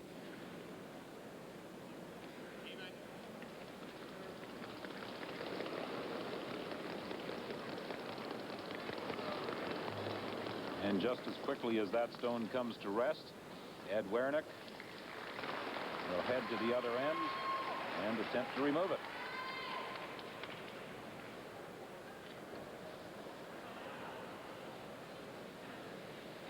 Well, at this stage, can Bernie Sparks really afford to blank end number 8 with his final stone? Well, he hasn't got much hope in this particular end. He's not going to score more than 1 unless Werenich misses this rock completely. I would think he would blank this end and maintain last rock playing the 9, hoping maybe to get 2 and be 2 down coming home without last rock. It's going to be difficult for him to get back into this game. Something pretty drastic is going to have to happen to the Ontario shooting.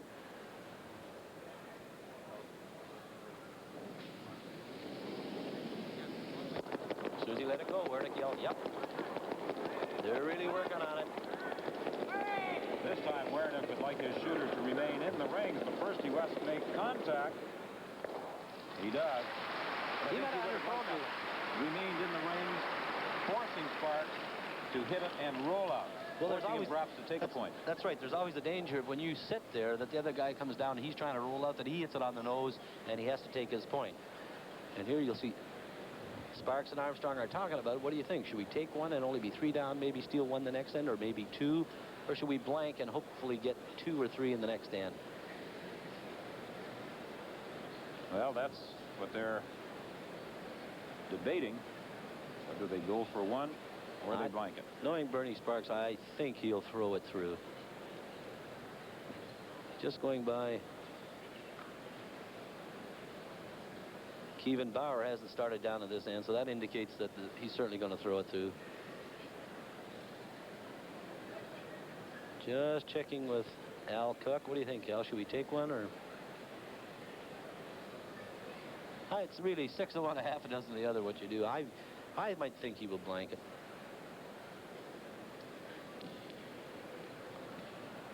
With the positioning of the broom by Jim Armstrong, that would indicate they are going to blank the end.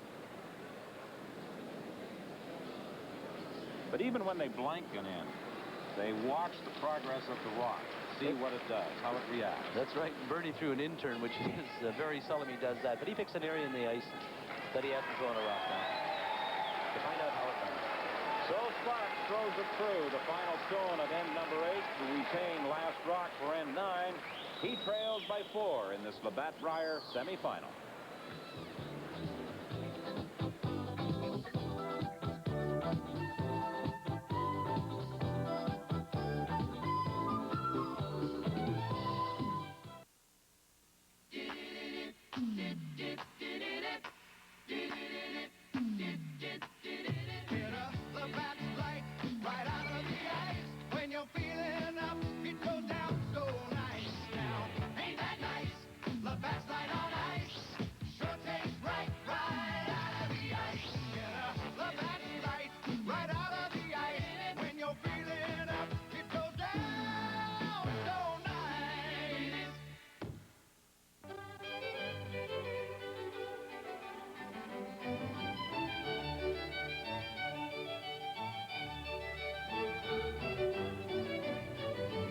Award-winning cinematography of Ken Gregg, 25 years of excellence with CBC.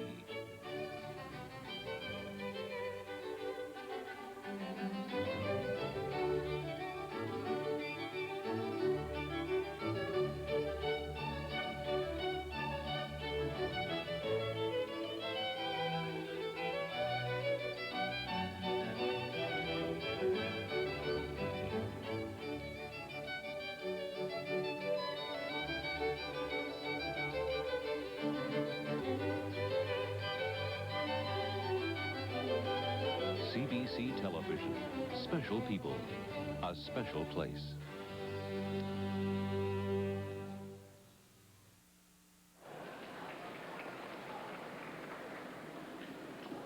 Don Whitman with Don Duguid at the Labatt Brier in Sudbury. Semi-final action with Ontario leading British Columbia 6-2, playing the 9th end. A deuce on the 4th and a deuce on the 7th. The big ends for Ontario. But it was the shooting of Eddie Werenich on 5, 6, and 7. A double, a triple, and a double kill that bailed his rink out of some difficulty and prevented Bernie Sparks from building the end that could have brought him right back in this match. You know, this is the second game these two teams have played, and Bernie Sparks has only scored 1 2-ender on Ontario. So which tells you that the Ontario team is very strong defensively as well as being very powerful offensively. It was an interesting week. The top 2 teams, Lukowicz of Alberta, Werenich of Ontario, finishing with identical 10-1 records. Lukowicz awarded first place because of his victory in round-robin play over Ontario. Sparks, yesterday, clinched 3rd spot with an 8-3 record, defeating Steve Ogden of Nova Scotia in a showdown battle. That was a strong performance for the Nova Scotia curlers. They finished 7-4. They were in 4th place, one of their best efforts in some time in a Brier.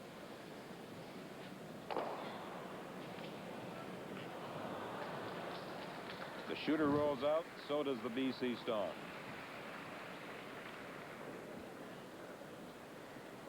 And John Kawaja was very close there to making a double on the one against the board. It's pretty difficult to hide behind that one, but I think that's what Bernie Sparks may have to do to get 2 points here. And then take those dividers and put them across the hog line. Mm-hmm. Exactly. You know, the ice is running so straight. You know, it's very easy to run rocks off. It's very keen, so that if you hit 3/4 of a rock, the rocks are still going to spill off. So it's very difficult to hide behind unless you hit the rock right on the nose. Well, there has been that consistency with Brier ice ever since Don Lewis of Regina was hired as the permanent ice maker.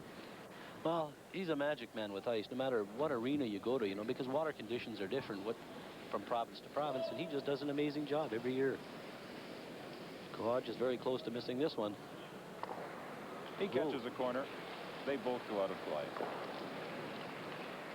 John Kawaj has really got a good delivery, but you know, he really swings the rock high. Look how high it is up. Everything comes back together, but watch him. He comes right out in behind the rock. And he starts out flat-footed and then ends up on his toe. Versus Broom is always there for balance, so he's got a very impressive delivery. And to perfect that type of delivery, you really have to do a lot of practicing.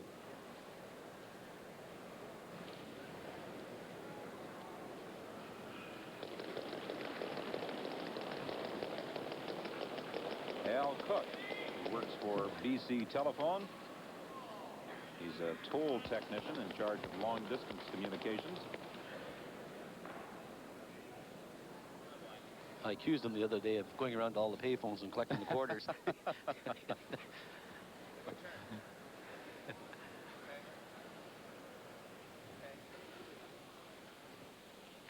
Well, it's disappointing for this British Columbia rink what has transpired so far, but they have really curled well. Their percentages are also high. Well, they are. If you look at their 93 for Kevin Bauer, 79 for Al Cook, 81 for Jim Armstrong, and 78 for Bernie Sparks, and here they're 4 down. Conversely, Neil Harrison is curling 81. 65. John Kawaja shooting 79, which is below his weekly average. Big difference. Third, Paul Savage shooting 93%. And Eddie Werenich, the skip, shooting 87%.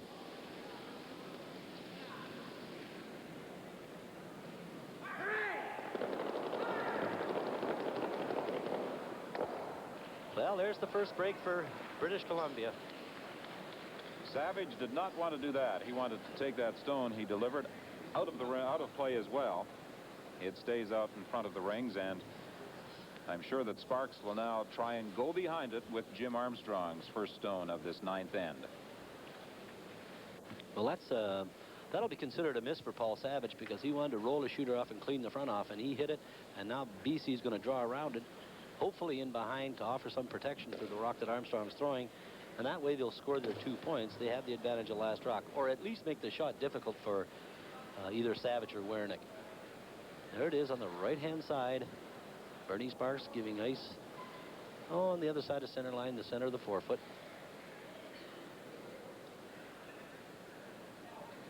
Jim Armstrong, the UBC dentistry graduate. Bernie Sparks yelling, come on, there's the corn broom. Bauer and Cook sweeping it. He's got good-looking line. It's just a question of weight. He's got nice-looking weight. Now it's starting to curl over.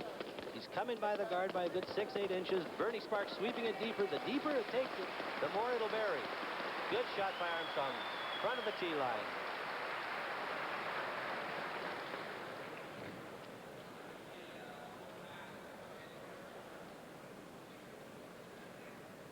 I think they have decided not to take any chances to run the front. No, they really don't mind if Bernie Sparks gets 2 here. They'll be 2 up going home with last rock. But what they don't want to do is hit that guard just a little bit off center and leave it there so BC could draw another one in behind and maybe score 3 on this end.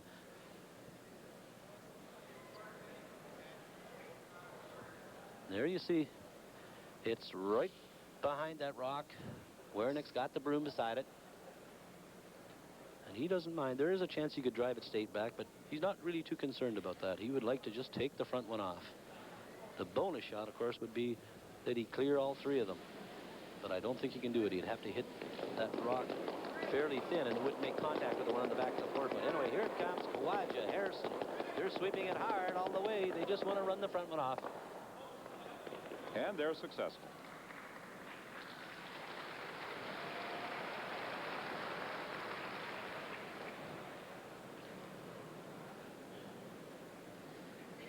It'd be interesting to see what they score on that, because that's a good shot. That's a 4-point shot because he did his job. A lot of scorers might say, well, you know, he could have driven it straight back, had a guard, been shot rock. That would have been a 4-point shot. But no way. When you're 4 up, you just want to clear the front ones off. In scoring, is the degree of difficulty taken into consideration? No, it's not. No, the shot that you call, if you make it, you get your 4 points. Degree of difficulty has nothing to do with it. So obviously, it's much easier for the leads and seconds to score higher as far as percentage is concerned than the skip. Well, the degree of difficulty as you go down the line, second, third, and skip is a little bit more.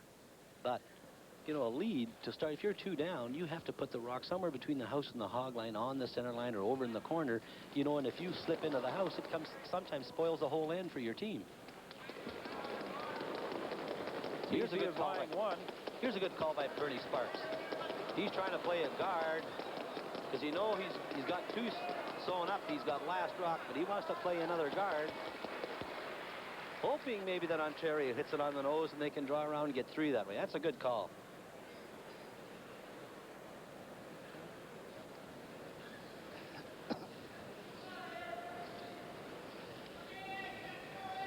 At times the game of curling is almost as much a cerebral battle as it is physical.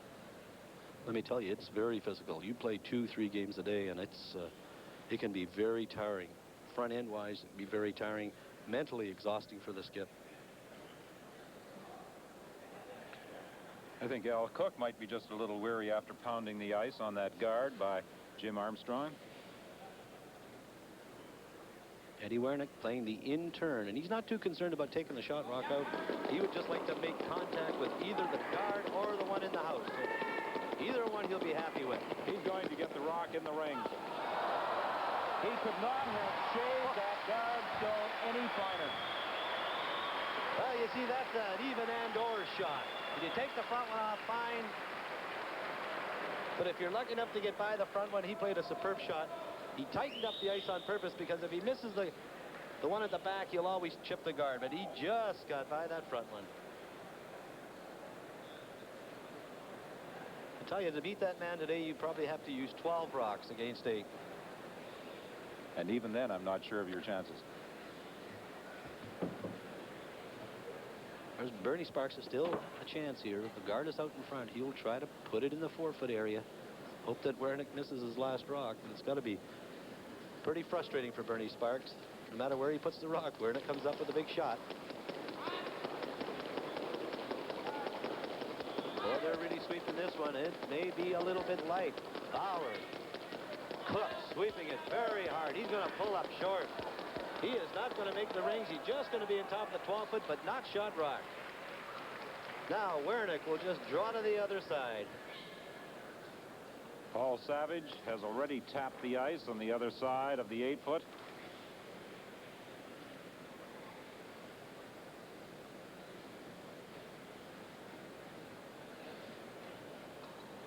Look at Paul. He's down all the other end cleaning the ice.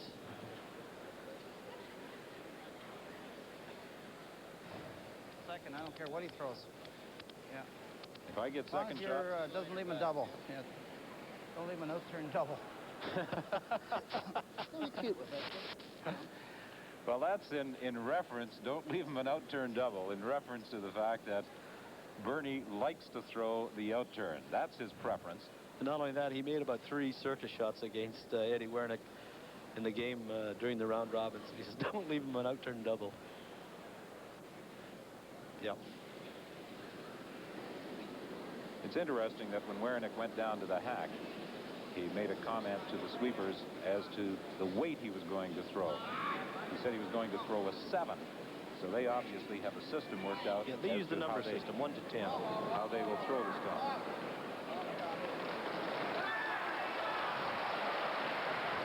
They left it too long and it dug in on him. So now Sparks has got an opportunity to score 2, and there's... That is what they did not want.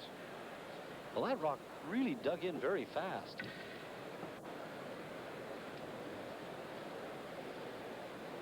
I think as we look at it with our overhead camera that BC does have second shot. Yeah, there's a little bit more spread from the outer edge of the 12-foot on the yellow one than there is the red one, so there's no question the yellow one is shot rock. This is a difficult shot for Bernie Sparks, though. Remember the hit that Eddie Werenich played down there? He had ice on the edge of the rock. It ran very straight. I think Sparks might be a little uncertain as to just where to position the broom on this one because they haven't played over there. Well, he knows. He saw the rock that Eddie Werenich threw down there, but Eddie Werenich threw pretty good weight. He wants to make sure that he just throws enough weight so that it's going to curl a bit. You got to curl into it because that rock that is in the top of the 12-foot just maybe is covering a portion of that red one belonging to Ontario. So Sparks can't throw the same weight as Werenich. He wants to play just a tap back. But he has to make sure that he pushes it right through the house to score 2, because I'm sure that if Ontario steals one here, the game could be over. Yes, if Ontario were to steal one here, I think the gloves would come off. You see Bernie throwing nice and quiet. Here's his last drop. Armstrong yelling, whoa, whoa, whoa, whoa. He certainly doesn't want to roll out either. Now it's starting to work. Armstrong yelling, hurry, hurry, hurry. He's got it. Is it going to roll too far? Yes, it has. Rolled too far, and British Columbia only scores 1. Well, unfortunately for Bernie Sparks, he does not get the 2 he was looking for, and that was his concern as he positioned the broom on this 9th end. With 1 end remaining, it's a 6-3 lead for Ontario.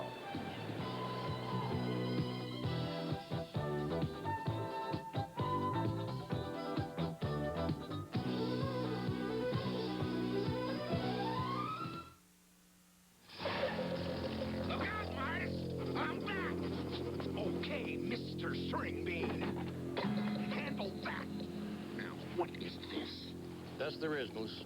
Taught him everything I know. We'll see. The job's done, Moose. All right. You did good. Had me a good teacher. You got any more wagons you want fixed? Blame Top Guns.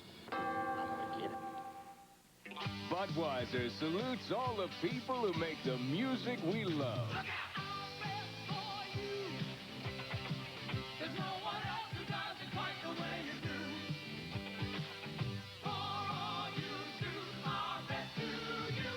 This Bud's for you if you like your beer with that distinctively clean, crisp, Beechwood aged taste and smoothness that says Budweiser.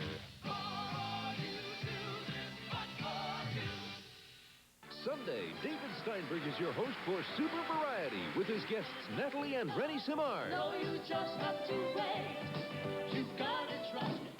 Jeff Hislop. Trooper and many more. Super Variety from Vancouver's Sunday. Is this an entertainment story? Yes. Television? Yes. I know that voice. Are we talking about Front Page Challenge? We are indeed. Join us Sunday on CBC Television.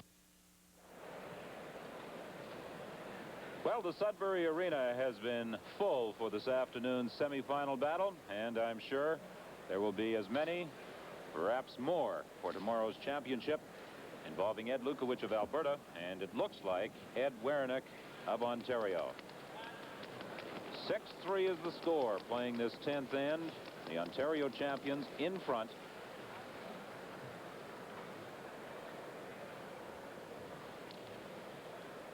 And you know, you dream about games like this, and I'm sure Eddie Werenich has had a few of them, but let me tell you, some of the circus shots he made, you know, the 5th, the 6th, the 7th, he made unbelievable shots, and it just completely deflated the BC team. You know, they had things going their way, had Ontario in trouble, and 1 or 2 shots, great shots by Eddie Werenich, turned this game right around. It's not a one-man show, but, you know, just about. Ontario lead, Neil Harrison, peeling off the British Columbia stone and rolling out himself. Well, there are only 6 yellow stones remaining at the far end. 3 of them have to be in the rings to tie. Yes, and I'm sure all members of the Ontario team are counting them.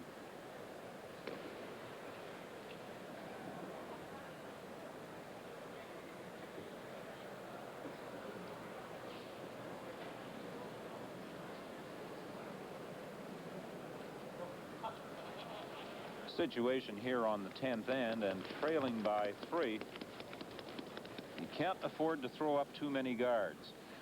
No, that's right. You can afford to throw up 5 because you need the other 3 to score. It's not too good for Bernie Sparks. But stranger things have happened in curling. You know, it's amazing. You get one nose hit, you get one around, they try to peel off a guard and they miss it, then you get another one around, they remove the guard, you put a guard back up. You know, it can happen, but against Ontario, I doubt it very much. Like, I'll be very surprised if they have to throw the last 2 rocks. Not the way they've been curling today, certainly. A lot of spin on his rocks. That helps roll off the shooter. That's an interesting observation you made about the spin on the rock when you're attempting to roll the stone out of the rings. See, he's playing the out turn. He's going into the rock, so with a lot of turn on his rock, you hit the rock and it just spins off. Like, it takes its natural turn and just keeps spinning. So the more turn that you put on the rock, it spins right off. It's like shooting with a pool cue. You know, you hit the ball, you put stuff on it, it jumps to the right-hand side. You put right-hand siding on it. That's exactly what John Kawaja does. Well, Ed Werenich is an accomplished pool player. As a matter of fact, a few years ago, he was quite a contender for the Ontario Snooker Championship. BC, tired of throwing up guards, are going to just attempt to put it in the house.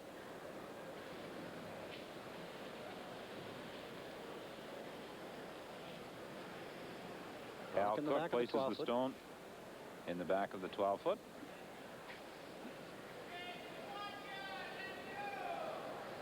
A little bit more difficult to position to hit because you're playing with just about a foot and a half of the rings there.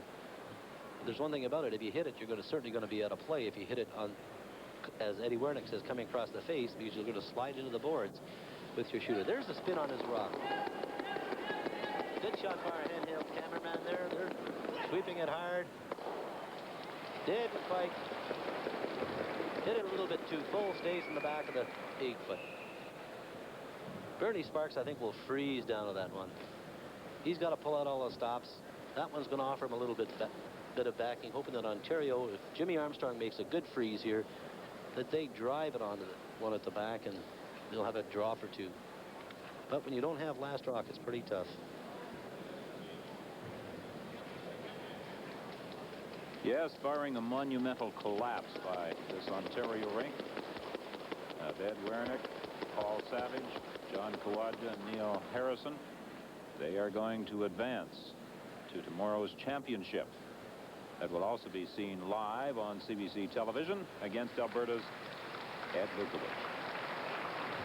Well, the only position that BC is out curling Ontario is at the lead position. Neil Harrison is curling 67%, while Kevin Bauer is curling 94. But from the second, third, and skip on down, it's all Ontario. Second, John Kawaja is 81. Third man, Paul Savage, now at 88. And skip Eddie Werenich is at 87, while second man, Al Cook, is at 81. Third man, Jim Armstrong, is 81. Very respectable percentages. And Bernie Sparks is at 73. Well, if Savage can remove this BC stone, the best that Sparks and company can hope for is a tie. And it looks as though he's going to do that.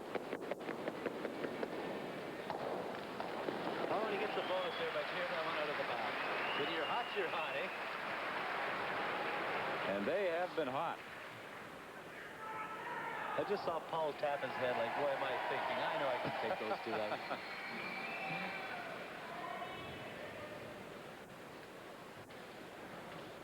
So now Jim Armstrong must put it in the rings. The final hope of a years of curling.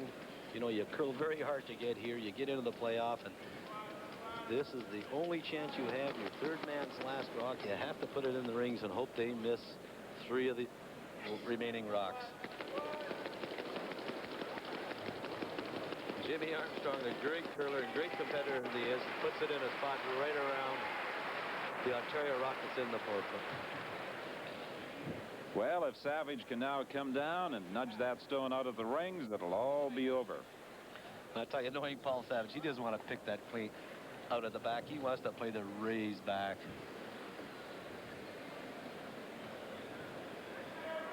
Well, the lone loss that this Ontario rink incurred was early in the championship. Then they dropped a tight 1-rock decision to Ed Lukowich of Alberta. And it was a brilliant shot by Lukowich that turned things around in that game. He made a quadruple kill. You know, here we are into the final tomorrow, Ontario versus Alberta. And between the two of them, they played 23 games. They've lost 1 each. That's unbelievable. Here's Savage going to play the straight back raise. Is he going to get it? Sure, he's got it. Look at this. Beautiful shot. That will do it. It's all over.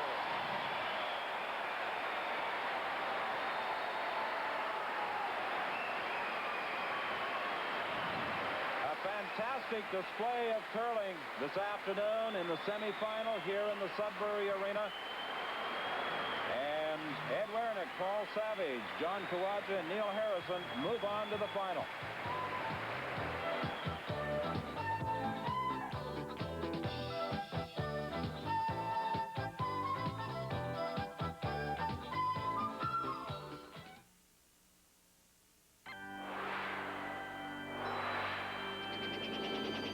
Waiting for the moment to ski the highest peak. Feelings getting closer, racing through the mountain sky. The world is at your feet. You're touching down. Now it's your time to fly. Powder all around you, blasting through the snow. Going all the way, going all the way. High above the world, it's the greatest winter show. And all those good times keep on coming through. Yeah, blue, love that's blue. I'm along with you. The taste keeps coming through. Yeah, blue, love that's blue. I'm along with you. The taste keeps coming through. Yeah, blue, love that's blue. Cut off from the world, victims of their own violence until one man took an interest. Back, everyone! Are you telling this board you can cure psychopaths? Yes. I am in charge of therapy. What are you doing? Take that! For the Record, Sunday on CBC Television.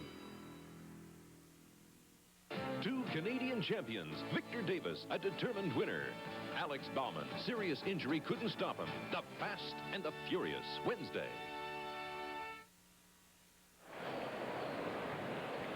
Ed Werenich, the 35-year-old first-class fireman from Scarborough, who this afternoon made the spectacular look almost routine.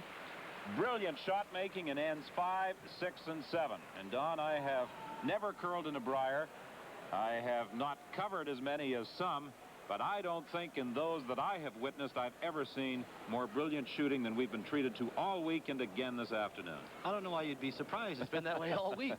Oh, they're just an outstanding team, you know, and tomorrow I've heard people say that Lukowich is the finest curler in the world. He's going to play Eddie Werenich. Well, let me tell you, we're in for a great, great curling game.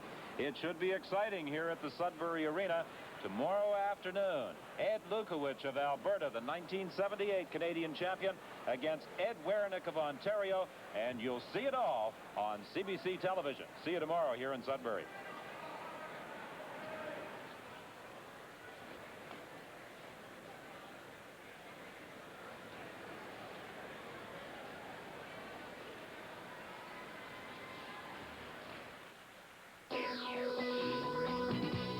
Exclusive coverage of major curling events continues on CBC Sports Weekend. Next Saturday from Medicine Hat, it's the Uniroyal World Junior Men's Final. And then 2 weeks later, the Pepsi Junior Final from Halifax. March 26th, our live telecast comes from St. John, New Brunswick, with a unique Seagram Mixed featuring teams of 2 men and 2 women. April 9th, Penny LaRocque, the newly crowned Canadian champion, will represent this country in the Pioneer World Ladies Final in Moose Jaw, Saskatchewan. And just a week later, the Brier champion will go after the Silver Broom, the men's world final in Regina, Saskatchewan. It comes to you live with semifinal and final action. It's the climax to an extensive and exclusive season of curling coverage. All the major events in curling broadcast live by commentators Don Whitman and Don Duguid, the 2-time world champion. Curling comes to you on CBC's Sports Weekend. And what a semifinal we had today at the Brier. Remember, the final goes tomorrow live from Sudbury. Earlier today, Helmut Hofflaner won the downhill at Lake Louise, but a second-place finish by Franz Klammer won him his 5th World Cup title. Canada's Todd Brooker, who had a chance to win it all, fell with a few hundred yards to go.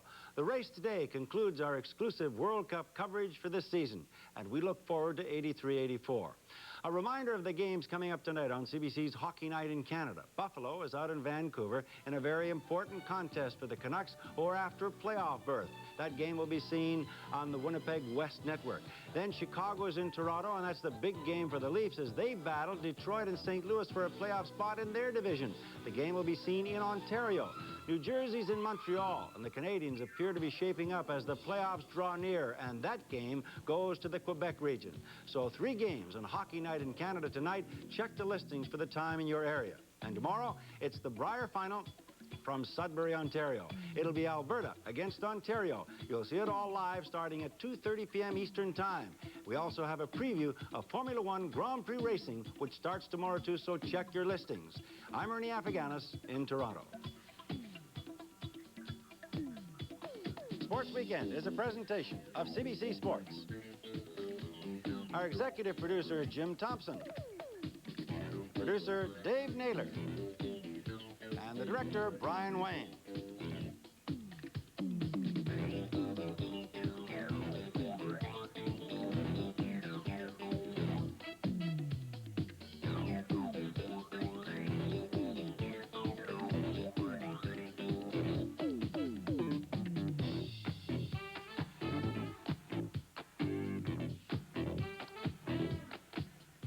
The Molson World Downhill was produced by Garth Fowley and directed by Jim Marshall.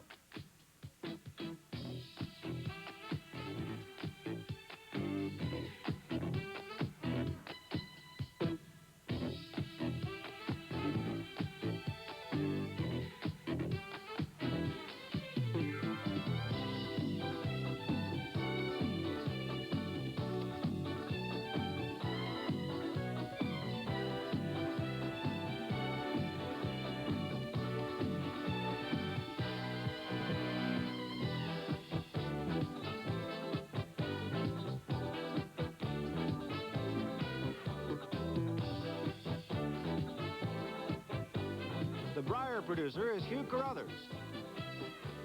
The director, Brent Haywood.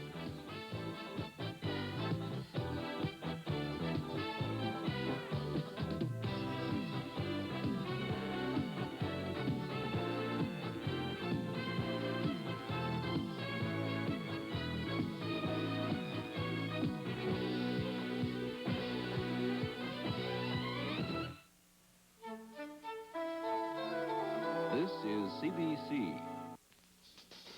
What's it take to brew a great light beer?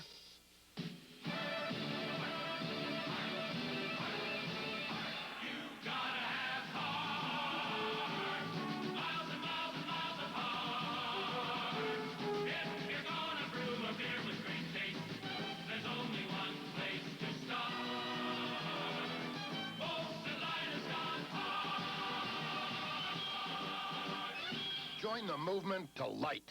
You gotta have heart. Heart. Heart.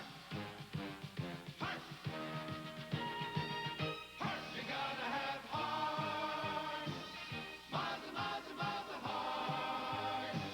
If you're gonna brew a beer with great taste, there's only one place to start. Molten Light has got heart. Join the movement to light.